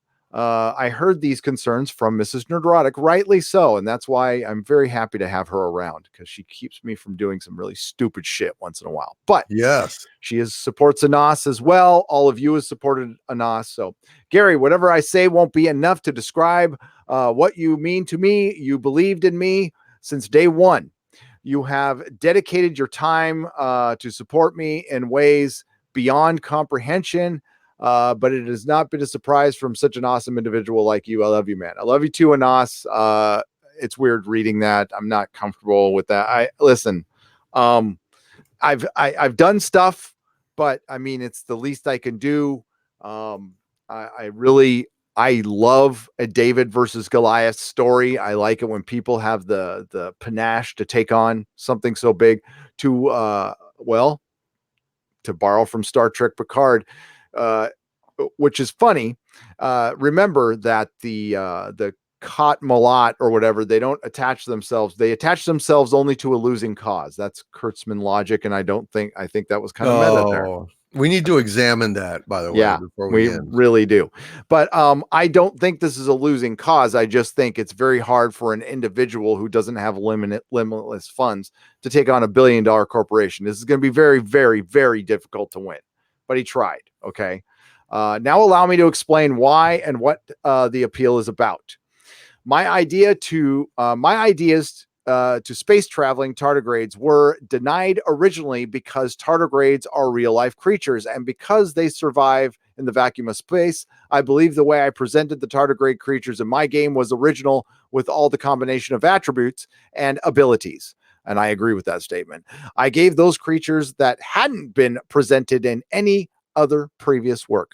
There isn't one single piece of work that uses a giant blue tardigrade to help humans travel the universe instantaneously before my game tardigrades. That's a fact, ladies and gentlemen.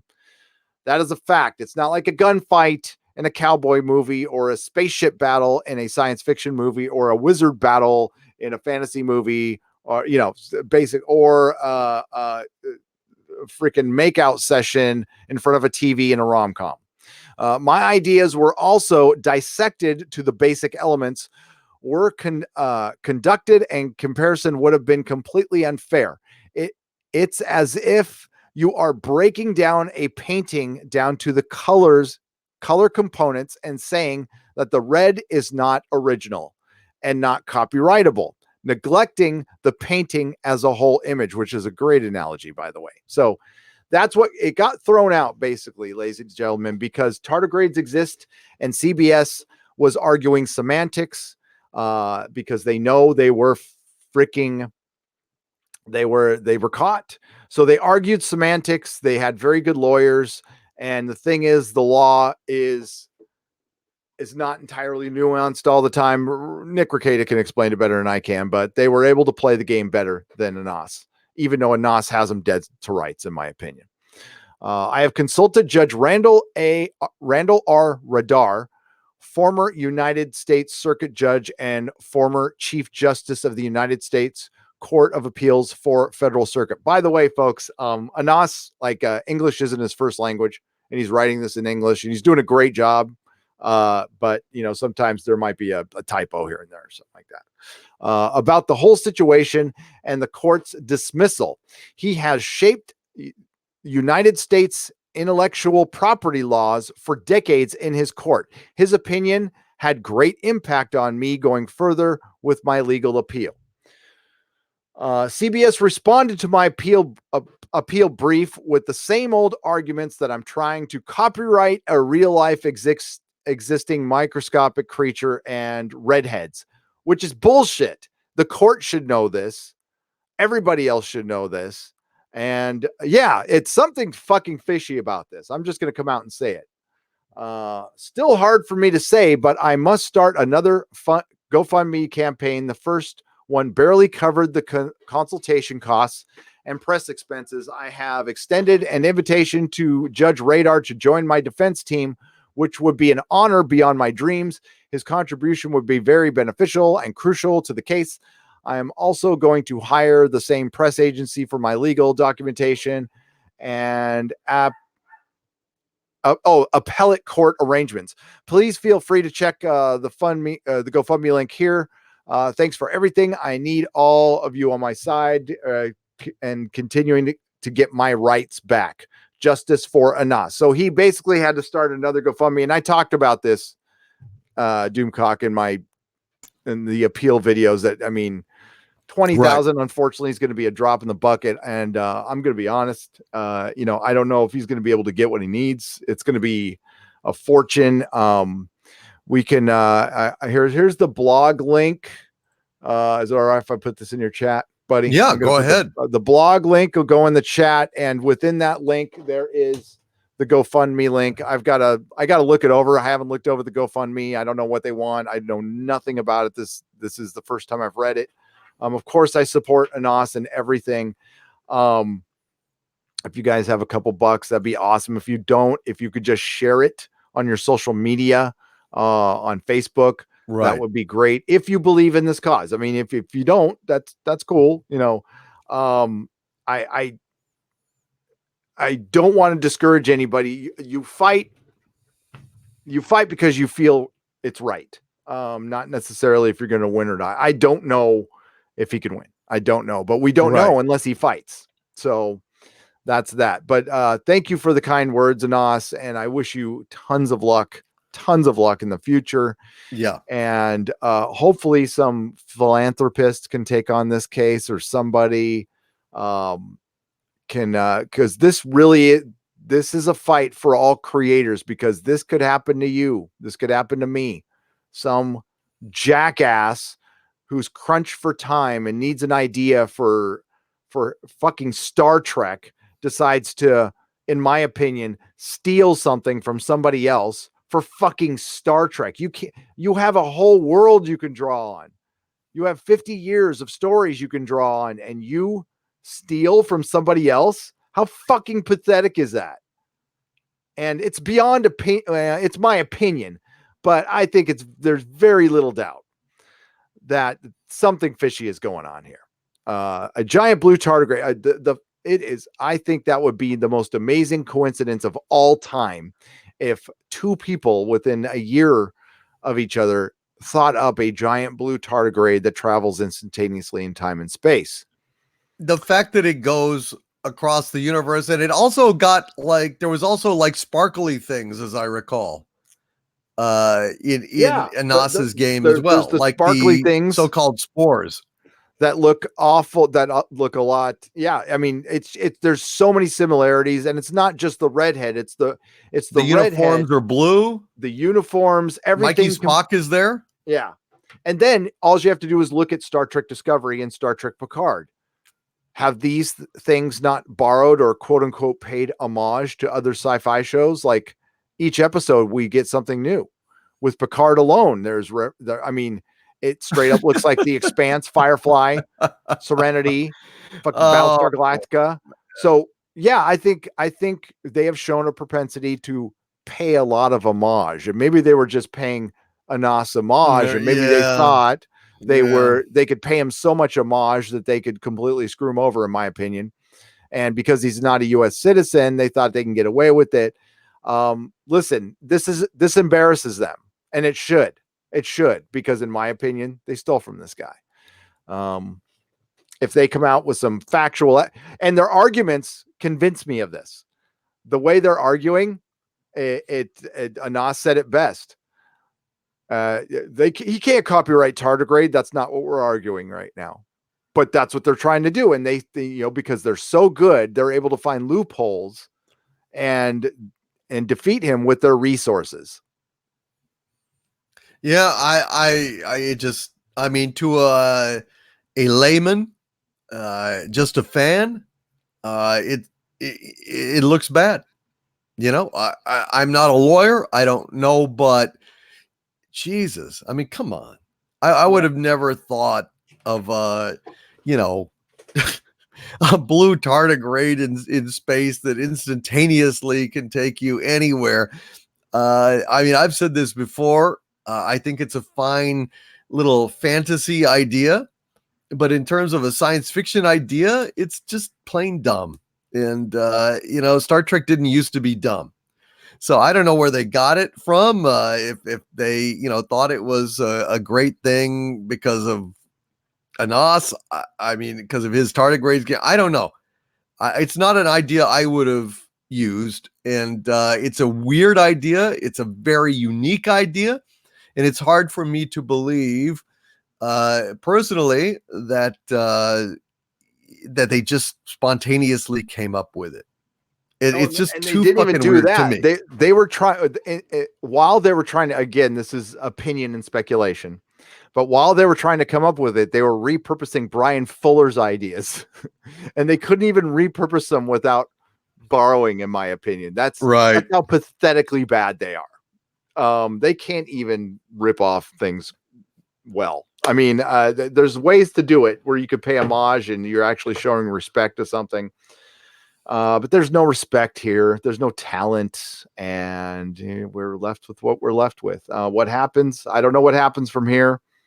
Not gonna get my hopes up or anything, but and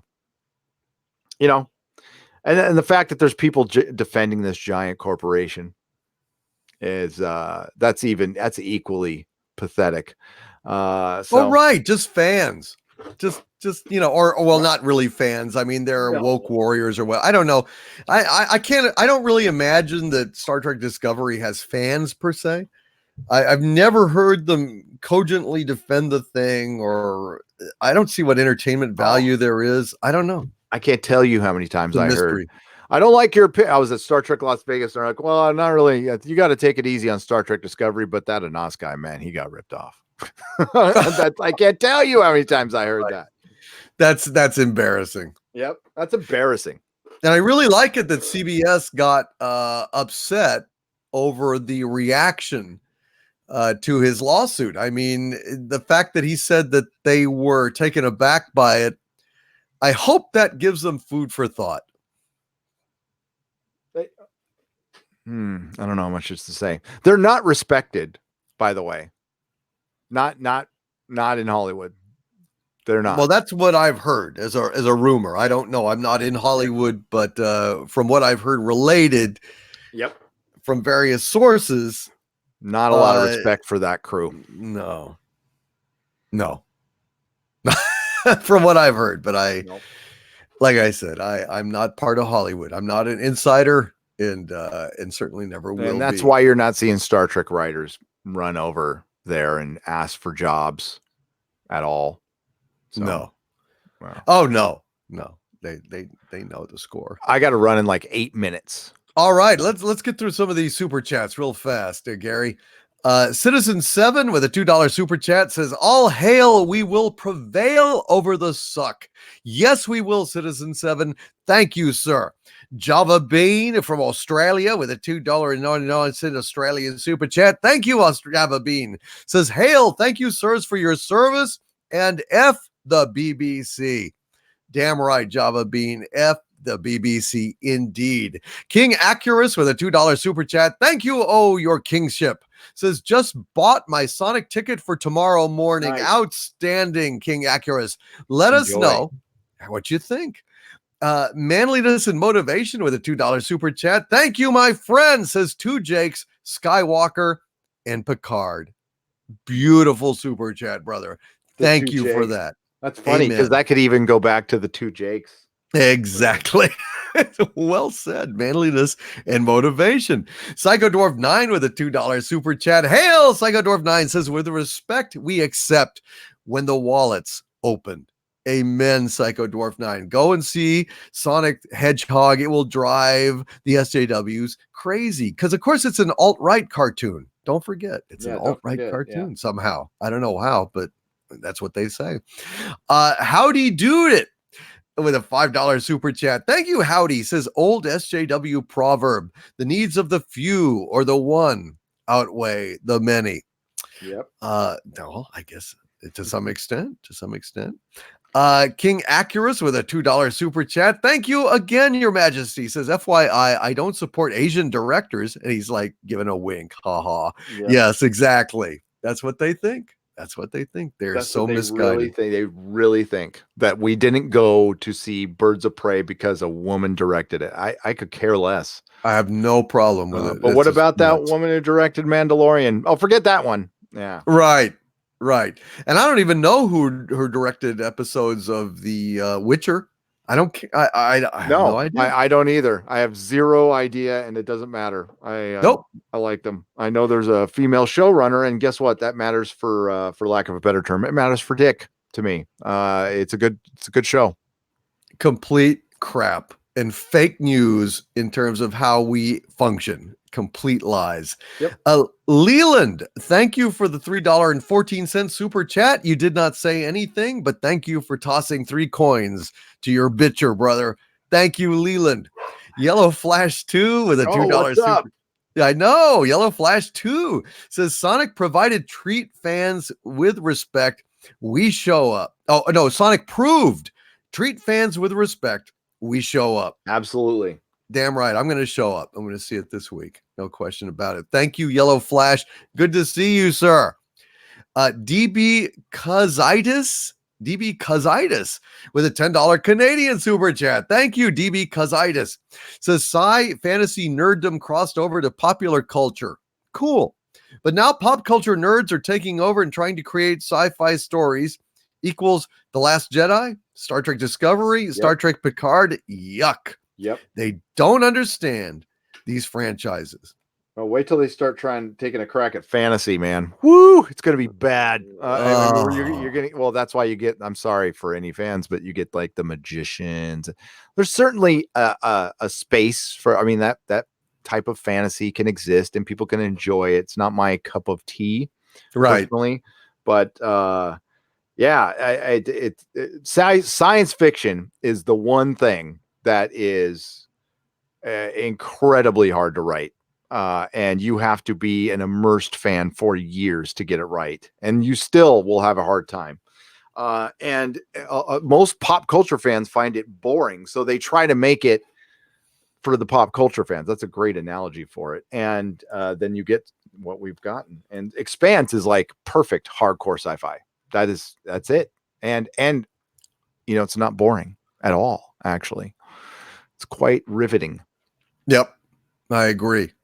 A Criminal Imagination with a $5 Canadian super chat. Thank you, oh criminal one. Says, forgot to mention, Birds of Prey loves to tell me things that just happened not long ago. Sometimes repetition is fine, but this is too much. Really? They love that slavering on that exposition, even on stuff that's should be self-evident. I mean, what'd you think of that? It's awful. The only time it ever works is in an airplane movie. The shit's gonna hit the fan. Yeah, exactly. Yeah, exactly. And Leon's getting larger. Very good. Eric Barron with a $4.99 super chat. Thank you, Eric. Says, I have AMC Pass, bought 3 tickets for Sonic just for support. Wow. Now that guy, he's fighting for quality entertainment. Thank you, Eric Barron. That's very nice. So you getting the gist that the fans are feeling like they're not being heard? You know, like the fans are feeling really disrespected. We got people buying tickets to a movie. They're not going to support it just because somebody was nice to a fan. So I think we're in a bad place right now, and it's really not the fans' fault. Jesus. No, it's not. And we're that desperate to be heard, to be represented, to be respected, that we are actually like going out of our way to buy DVDs and Blu-rays for movies like Alita Battle Angel. We're buying tickets for movies that we can't even fill all those seats ourselves, just to register support. That is fabulous, Eric Barron. Hail to you and thank you, brother. And you have other fans out there clowning people to do that, like mocking people for supporting good customer service. Yeah. I love it. These people are like siding with mega corporations against human beings. Yeah. I just love it. What heroes they are. What Freaking brave and heroes? stunning. Rojo Diablo with a $5 super chat. Thank you. Oh, Red One says, Hail Doomcock, Nerdrotic, and chat. How about strong, brave, intelligent STEM women flubbing the number of stars in the galaxy by 2 orders of magnitude? Yeah, that was so. I mean, it flew right past me. I saw it in Cullen's video. So the drummer for Scott Pilgrim said, what did she say? There was like 3 billion when there's like 100 billion stars in our. I mean, I'm not going to say I knew off the top of my head how many freaking stars, but I'm not a scientist or a writer. Well, for Star you're not Trek. a strong, brave, intelligent STEM woman. No, I'm not. You know, I'm not. And you should kind of know your shit if you are. I mean, I think it's a wonderful thing to be, but be it if you're going to be it. And they dropped the ball. They dropped the ball. Thank you, Rojo Diablo. That is absolutely hilarious. Mr. CCDV with a $5 super chat. Thank you, sir. Says, hail. Check out Mr. CCDV Learns from Doctor Who. I just posted it today. Folks, check out Mr. CCDV Learns from Doctor Who, if you would be so kind. Thank you, Mr. CCDV. Congratulations on the video. Alpha Prime with a £5 super chat. Thank you, Alpha Prime. Says Doomcock, we live in a strange time where people are afraid of remixes. I fear for Babylon 5. I don't think they're going to get Babylon 5. I think Straczynski is not going to give up the rights to it. I don't think he's going to be bribed. Well, I also think there's some kind of I forgot what he said. There's some little battle going on. They're so pissed at him that they said they refuse to make any more just to spite him, but that might actually be a good thing. Oh, absolutely. Absolutely. I do not want to see Babylon 5 destroyed by Kurtzman or Abrams or any of the bad robot people. Just straight up. It would be a desecration. It would be awful. Absolutely awful. Eric Stuller with a $5 super chat. Thank you. Eric says, I watched Doctor Who today. Ooh. Good Who, the Ambassadors of Death. Sorry you got stuck watching fake. Dictor, have you got me on that one. Cup of Joe on me. Got the good stuff there. Ambassadors of Death. Thank you, Eric Stuller. I did not watch it. I've not seen it yet. I'll catch up. And I'll watch next week, I promise, for the Inquisition on Gary's channel. I will be up to speed on this crap. My vacation is over. It's time to get back to work on Doctor Who. Thank you, Eric. Adam Wofford with a $5 super chat, who says very carefully, hey, Doomcock, be careful dealing with Mr. Morden. We all know who Mr. Morden works for, especially if he asks you what you want. Ah, yes. Any Babylon 5 aficionado knows to be careful dealing with Mr. Morden in the shadows. Thank you, Adam Wofford. Very good point. I love Babylon 5. It was a great show.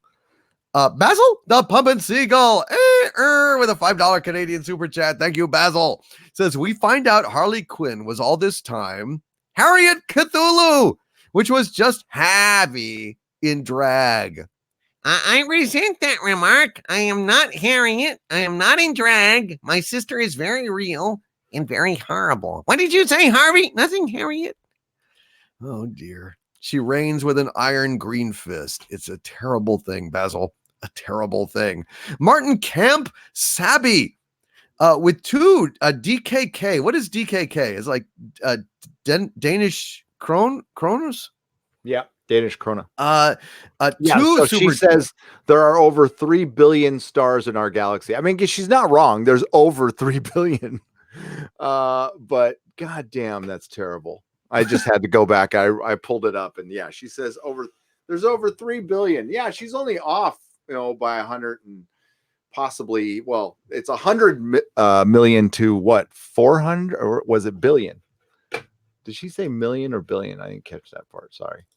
No, I didn't catch her comment in terms of, I don't have the quote in front of me. I have it right here. There are over 3 billion stars in our galaxy. So there's actually 100 to 400 billion.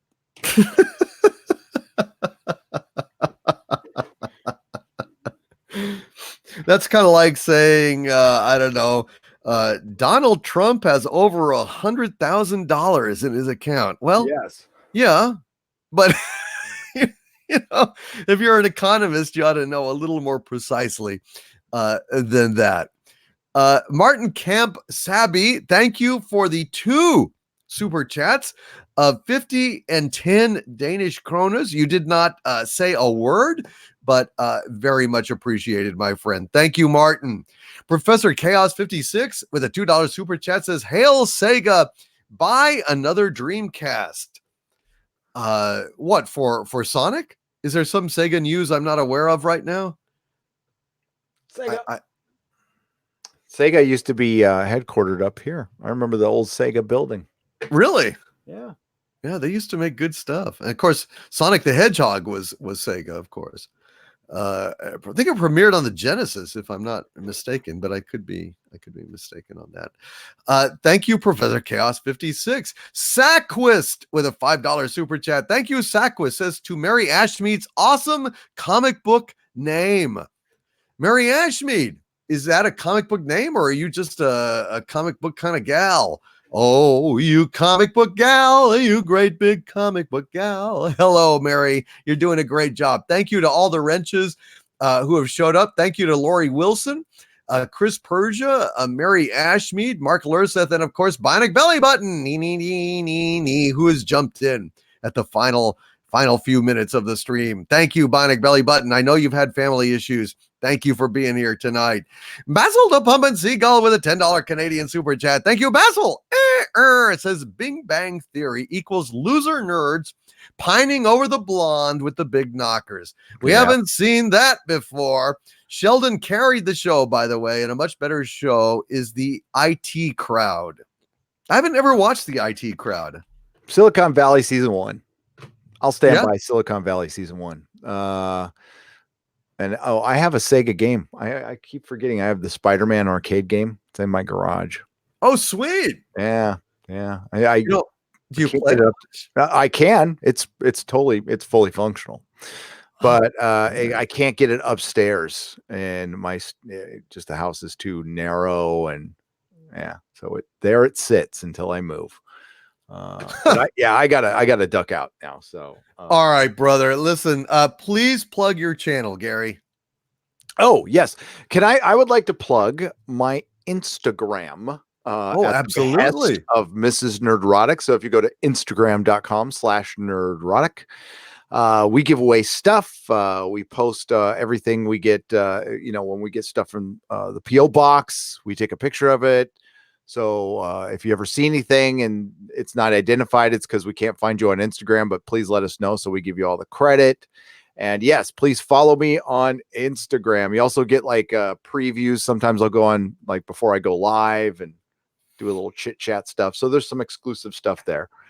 And you can win things. That's the best part. So, Instagram.com/nerdrotic. Thanks. Sweet. Oh, that's excellent, Gary. You're welcome. Please follow. I don't have an Instagram. I should do it. I just don't know what I would put on it exactly in my copious spare time. Post picture your collection. That's what I mean. I'm going to start putting up more stuff from the Walls of Wonder now that I have completed the office. So my office is done. It's finished. So I can. I'm going to do my tour video on Instagram. Oh God, that's what I should do. I have so many toy. I mean, oh God, dude, I'm so screwed. Every square inch of every surface, other than the couch and the bed, is covered with toys and geek shit everywhere. Yep. Everywhere. Oh yeah. And books, comics. I mean, it is like the Acker Museum, but without the square footage. I am so screwed. I don't know what to do. When I play sometime, I don't know, man. I don't know. I to work, I have to move stuff from my desk and my chair over to my bed and then do work and then move it back when I want to go to sleep. Gary Beekler, Nerdrotic channel. Thank you, Gary, for joining us on the Inquisition tonight, and get some rest and have a great day. And thanks for having me. Thank you to all the moderators there. You did a great job, and thanks for everybody in the chat. And we will see you next Sunday, and I'll talk to you soon, my friend. Thank you. All right, Gary, you take it easy. Cheers. Good night, brother. I'm going to stick around just for a little while longer. I want to read some more of these super chats because you guys have waited so patiently. Thank you all for doing that. We leave no super chat behind on this channel. So anything that I don't get to before I conk out, and I think I've got maybe about 20 minutes left in me, and then I'm going to just pass out. I will do in a super chat square up for you guys. It gets posted on Harvey's channel, youtube.com/the Harvey Zone. So please check that out if I don't get to all the rest, but I'm going to give it a shot here. See what we can do. Servant of God 777 with a $5 super chat. Thank you, my good friend, Servant of God 777, which is a very good number. Not like 666, which is an evil number. 777. That's a good number. He says, I've gotten participation trophies. My only thought was, what the heck is this shit? I don't remember what I did with them, as one should. Probably gave them away, and they got like raffled off, or, they're sitting in Goodwill gathering dust for all the kids who didn't participate and still got participation trophies. I guess you could even get participation trophies if you were homesick, because God knows, we don't want anyone to feel left out, do we? No, we don't. No, we don't. Thank you, Servant of God 777. Classic Comics with a $5 super chat. Thank you, Classic Comics. Says, what we're seeing from Hollywood now is the result of schools focusing on the self-esteem of their students instead of teaching them to think critically. You are 100% right, Classic Comics. That is exactly it.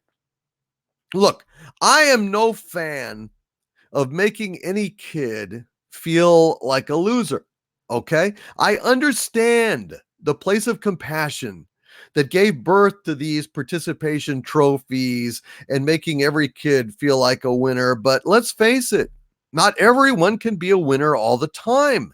And there should be a distinction between those who excel and those who do not, because that is the real world. And when everybody grows up feeling like they've excelled at everything, nobody tries anymore. Nobody cares. There are no more standards. And thus, excellence dies. Quality withers on the vine and drops to the hard, dry ground, unable to take root. It is a contagion. It is an affliction, a plague on our society, because civilization thrives on excellence, especially a capitalist system. I mean, capitalism has gone wrong when it rewards mediocrity, investors instead of innovators, creative people, people who take chances, and people who dare to excel, who take risks and sometimes fail.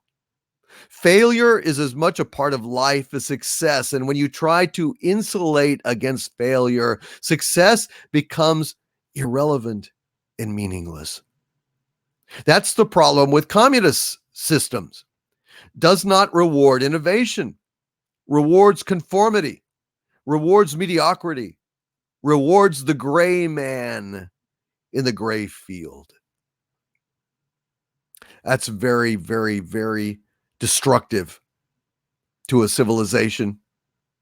And participation trophies, focusing on the self-esteem of students instead of their critical thinking, instead of their achievements, that is absolutely anathema, not only to creativity, but ultimately to freedom. And that is what we stand against. Thank you, Classic Comics. T.R. French with a $5 super chat. Hail, T.R. French says, Big Bang Theory is to comic book shop ownership as waiting for Guffman is to putting on a show in the barn. T.R. French, you have cut to the quick. You have cut right to the chase, sir. And I salute you. Thank you, T.R. French. Big Bang Theory is to comic book shop ownership as waiting for Guffman is to putting on a show in a barn. Thank you, DR French. King Accurus with a $2 super chat and an exclamation of astonishment when he says, wait, Gary owned a comic book shop? What the fuck? I know. Who knew? Who knew that Gary ever owned a comic book shop? Isn't that just weird? That's very weird. I never knew that. Marco Antonio Checa Fume Cases. That's why I like listening to you, Overlord DVD. Thank you, Marco. I appreciate that. Full Metal Cowboys is well said, Doomcock. Better executed than Star Wars The Last Jedi. Thank you, sir. Very much appreciated. You guys have been awesome tonight, and I am delighted that you guys have joined us for this Sunday night version of the Inquisition.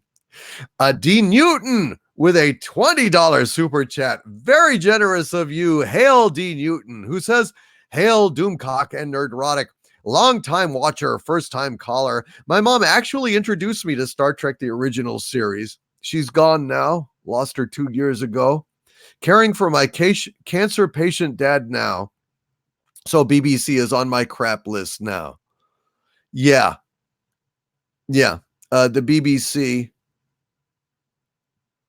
use their position of wealth and privilege to somehow disparage, marginalize suffering people in the real world. So there is just indefensible. I can't even articulate how disgusting that is. D. Newton, I actually lost my mom a little over 2 years ago. And thankfully, my dad is still here. He's not doing so well, but he is here. And I'm very grateful for that. And I don't know what the hell the BBC is thinking, if anything at all, but they stink. And I hope that they will reap the reward of what they sowed on that episode. Is it pathetic?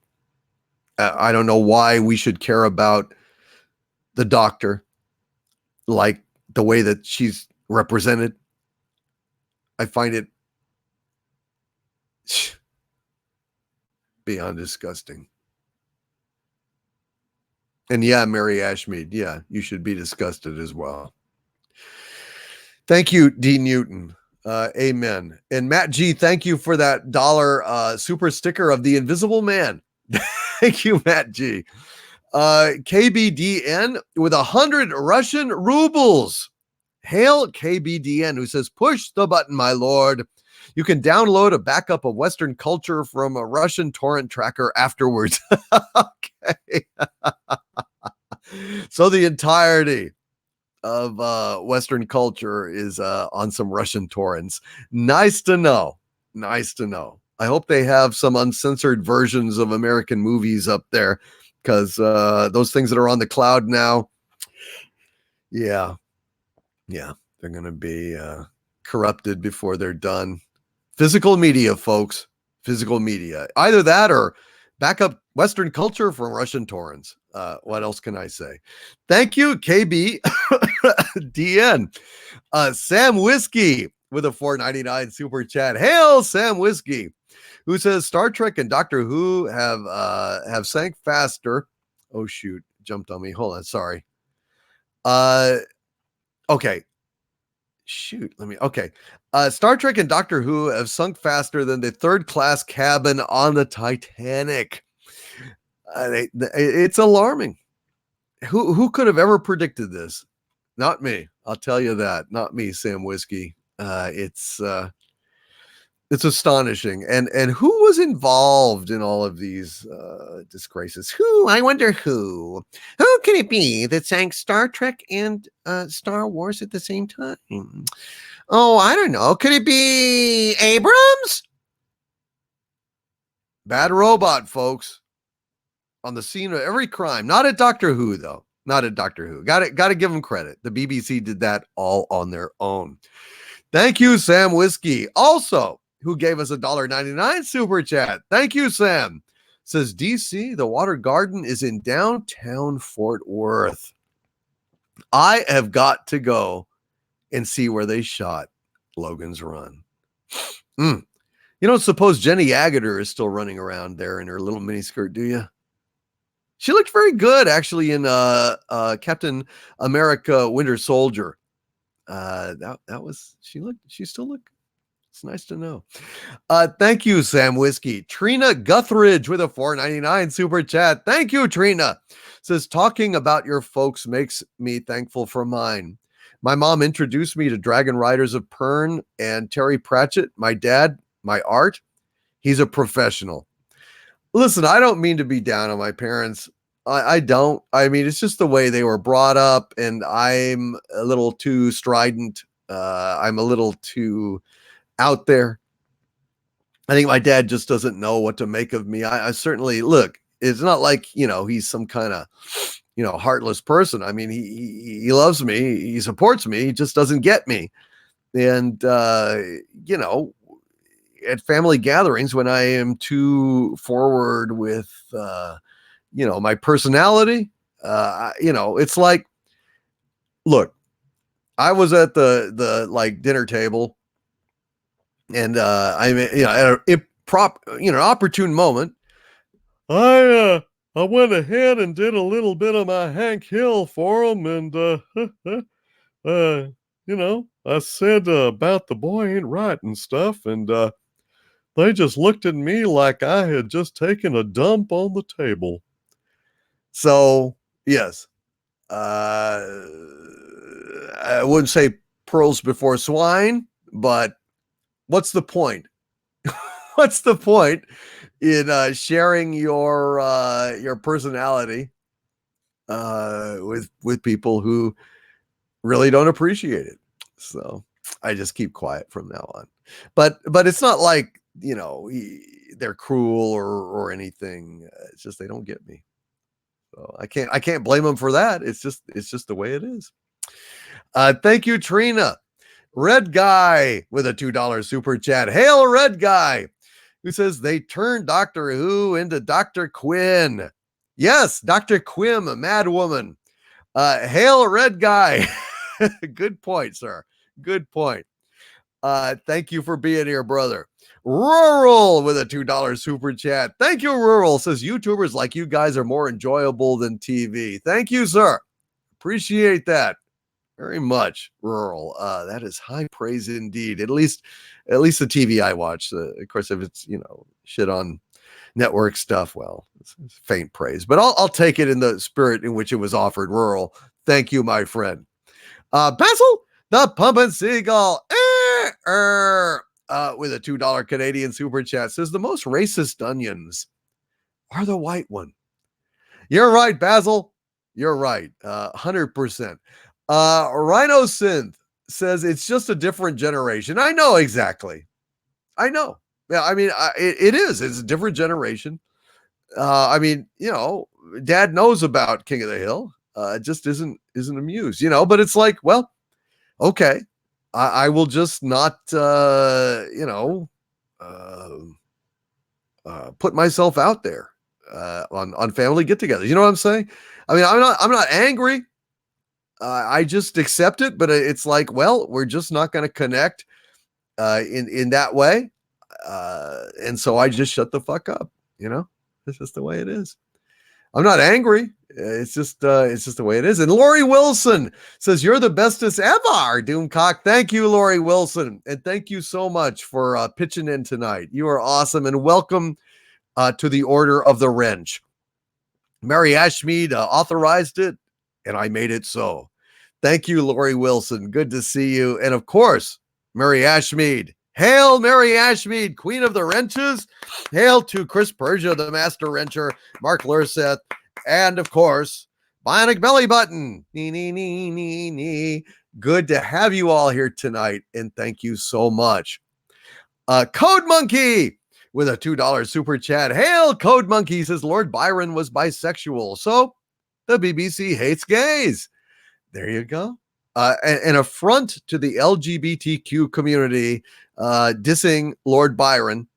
And it's also a affront to people who care about literature and culture. But hell, Can I just say fuck the BBC?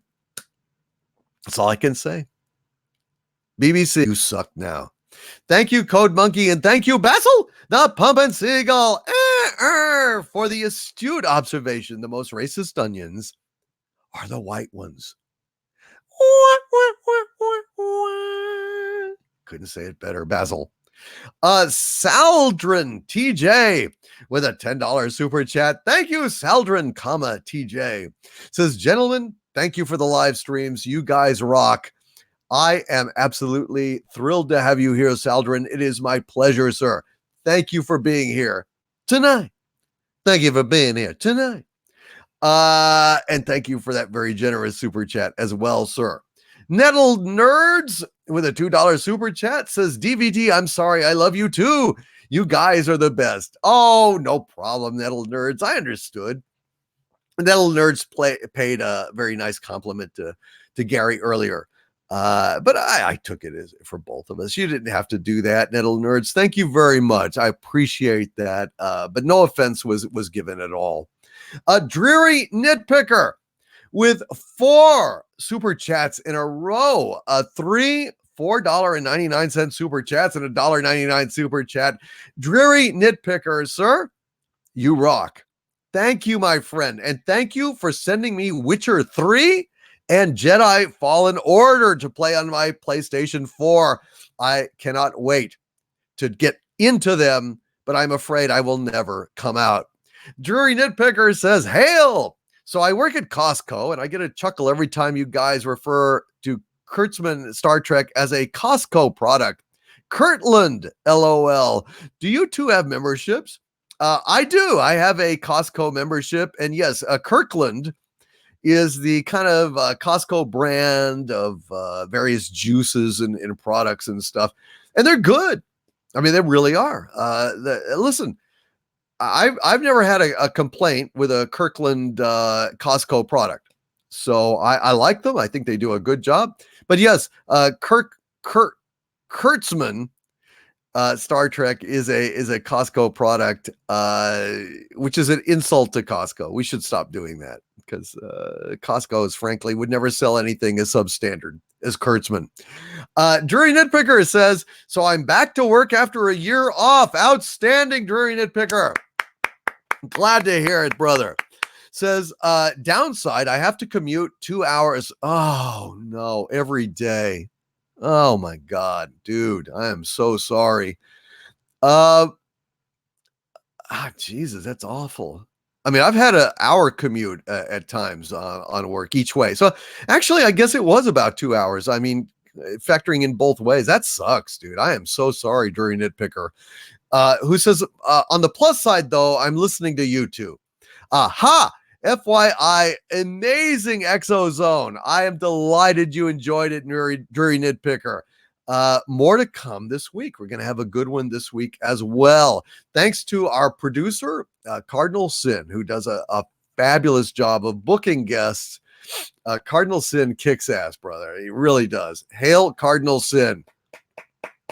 Dreary Nitpicker says, P.S. I understand Ecker is saying it's just a TV show. But I'm glad you two corrected him and explained it to him. It's more than just TV. It's our mythos. Oh yeah, look, Don is a non-combatant. You know, I mean, he obviously likes the stuff, but it was important, you know, to enlighten folks who maybe don't understand what the fandom menace is all about. You know, I mean, unless you're in the fray. You know, you don't know. And I was very pleased to be able to kind of share that with him. And finally, Dreary Nitpicker says, PPS, Gary, the join button never shows on your page. Really? Huh. Okay, I'll try to relay that to him. But Dreary Nitpicker, I'm glad you get to listen to our live streams while you're in traffic, and congratulations on getting back to work, man. That is fantastic to hear. I want to welcome Phoenix Indy to the chat. It says, I catch up on past Doomcock videos and podcasts while sitting in traffic. I'm glad to hear that, man. Congratulations, Phoenix Indy. Phoenix Indy. Da, da, da, da. That is awesome. Stellar Heather with a $2 super chat. My Legionnaire and supporter, Stellar Heather, says, I am quiet, but I'm always here. Hail Doomrodic. Thank you, Stellar Heather. That is absolutely wonderful. Wonderful to have you here. I feel it. I sense it. You know, you're like the Force surrounding us and No, that's I wouldn't say that. Stella Heather is like the Force. She surrounds us. She penetrates us. She binds the galaxy together. Thank you, Stellar Heather. You don't penetrate us in that way. Thank you, my dear. Mexican Iron Man with a $19.99 super chat. Thank you, oh, Iron One, who says, hail, my leaders. Mexican Iron Man regrets to report that I have returned from my trip to the Outer Rim, but alas, the immigration criminal known as Baby Yoda has eluded my bounty search. Oh, I would love to have a Baby Yoda pelt to put on my belt, Mexican Iron Man. The bounty is still out there. The bounty is still out there. Mexican Iron Man. Da, da, da, da, da, da, da, da, da, da, da, da, da. Mexican Iron Man. Thank you, brother. Hell of a Legionnaire and a dear, dear friend of mine. God bless you, Mexican Iron Man. Nicholas Horton with a £5 super chat. Thank you, Nicholas. Says the latest Bond trailer has that taboo text. Everything will change, which translates to another franchise about to be destroyed. I'm going to rake that shit over the coals. I guarantee you, I'm going to rake that shit over the coals. Because you know what? When you take away something as precious as James Bond from this straight white male, be prepared for a world of shit. I'm just telling you straight up. Thank you, Nicholas Horton, for that super chat. And you are damn right. We have to stand up against this crap. It's fucking ridiculous. I'm upset. Kaz Walker with a $10 Canadian super chat. Thank you, Kaz. Says maybe, hopefully, with the failure of Star Wars and the success of Sonic, a new trend of franchises respecting source material and listening to fans could start. Oh, I think so, Kaz. I really do. I think, look, it's not just the failure of Star Wars, the success of Sonic. It's the failure of Terminator 6. It's the failure of Birds of Prey. It's the failure of Charlie's Angels. Failure all around. Doctor Who at like a 30 or 40 year low in terms of the rating, failing across the board. And well deserved. Get woke, go broke. That's the mantra. And look, I have nothing against diversity and representation in entertainment so long as they include the entertainment like they do with The Expanse. They don't forget the entertainment in The Expanse. And yet you won't get a more diverse show on television. The Expanse is the gold standard of diversity in every possible respect, but they treat their characters as human beings. The writing is stellar, and that's all we ask. That's all we ask. Not so much to ask, is it? Jesus, it's just disgusting. Thank you, Kaz Walker, for that. That is, I think it's not a forlorn hope. I think it's an actual hope, and you should cling to it, my friend. Nathan W. with a $10 super chat. Hail, Nathan W. Appreciate that, my friend. He says, I'm sorry this isn't much, but I love your channel and the live show. Dude, listen, I appreciate anything. Anything. $1.99. Anything. I love it when people watch my commercials, comment on my videos, post them on social media. Anything helps, Nathan. Please, dude. That is very generous in actual fact. Please. That's incredible, dude. Says, thanks for everything you put out. Keep fighting the Star Trek tards that try to ruin one of the greatest shows of all time. Thank you, Nathan. I absolutely will. I'm not going to stop You guys help keep us going, and we appreciate you very, very much. And Marco Antonio Chekhov Fume says, real Star Trek was diverse and was worth watching. Damn right. Damn right. I mean, but I don't call it woke. I just call it honest. I call it optimistic. I call it a vision for the future that we can all rally for. Because I don't know anyone in the Fandom Menace, anyone that watches my channel that doesn't think that people should be treated with respect and dignity, regardless of their race, their sex, any of that garbage. A human being is a human being and worthy of respect and love. And that is my takeaway. But I tell you what, being respected and loved also includes being treated with respect. And studios are not treating us with respect when they give us propaganda in lieu of entertainment. Is that so much to fucking ask? Thank you, Nathan W. J. Mister with 20 Norwegian krona. Thank you, J. Mister, very much for that. Says the Federation isolation is the UK and Brexit. I don't disagree. Hail Midnight's Edge After Dark.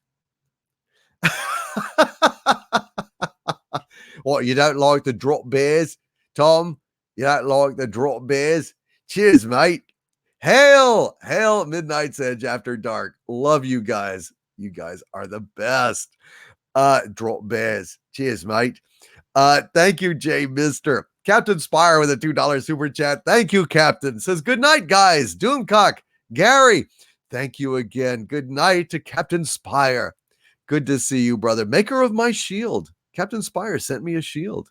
It's outstanding. I'm so excited. Thank you, Captain Spire. Blastomars with a $5 super chat. Thank you, Blastomars. Says, I wanted Patrick Stewart to be the Orville's version of Q. His lines on Picard should be considered elder abuse. Also, I would say child abuse if any kids are watching this garbage, because, you know, stunting their little brains and giving them propaganda instead of entertainment is, in my opinion, a form of child abuse. I think you should respect children. I think you should enable them to dream bigger, think better, and be happier. And Picard does none of those things. In fact, with the language, it's not at all appropriate for kids at all. Hail Blastomars. Well said. Yes, Picard is elder abuse. Dressing him in that ridiculous outfit. Oh my God, that was awful. Matt G with a $1 super chat. Didn't say anything, but thank you, Matt. And then he says with another $2 super chat. Thank you, Matt G. Happy birthday, Mecha Random 42. Bow before your queen, Harvey. Hail to Mecha Random 42. Happy birthday to you. Happy birthday to you. Happy birthday, dear Mecha. Happy birthday to you. Wow, Harvey. That's very, very touching tribute. Thank you. Thank you very much. Hail Mecha Random 42. Have a wonderful, wonderful birthday. Amen. Amen. And we've got Tiara, excuse me. You say Tiara, I say Tiara. Tiara Starbrighter with a $2 super chat. Thank you, Tiara, very, very much. Who says pop culture is how we pass on our morals. Yeah, to a large extent, Tiara Starbrighter. I think that is, that's why they're myths. I mean, that's why they are more than just pop culture. They are our kind of lingua franca. You know, they are the cultural underpinnings. They teach us who we are or who we should aspire to be, you know, and who we should not aspire to be. You know, the villains show us the dark sides of our nature that we should avoid. Heroes show us what we can aspire to. And all of that is lost and destroyed when you pervert our myths and our pop culture. Thank you, Tiara Starbrighter. I very much appreciate that. And I want to thank everybody, folks. Thank you for coming to the Inquisition. It's been a fabulous Sunday night. And we have had we still, at this point, we have 1.2 thousand likes. We have 1,331 people still watching, even now.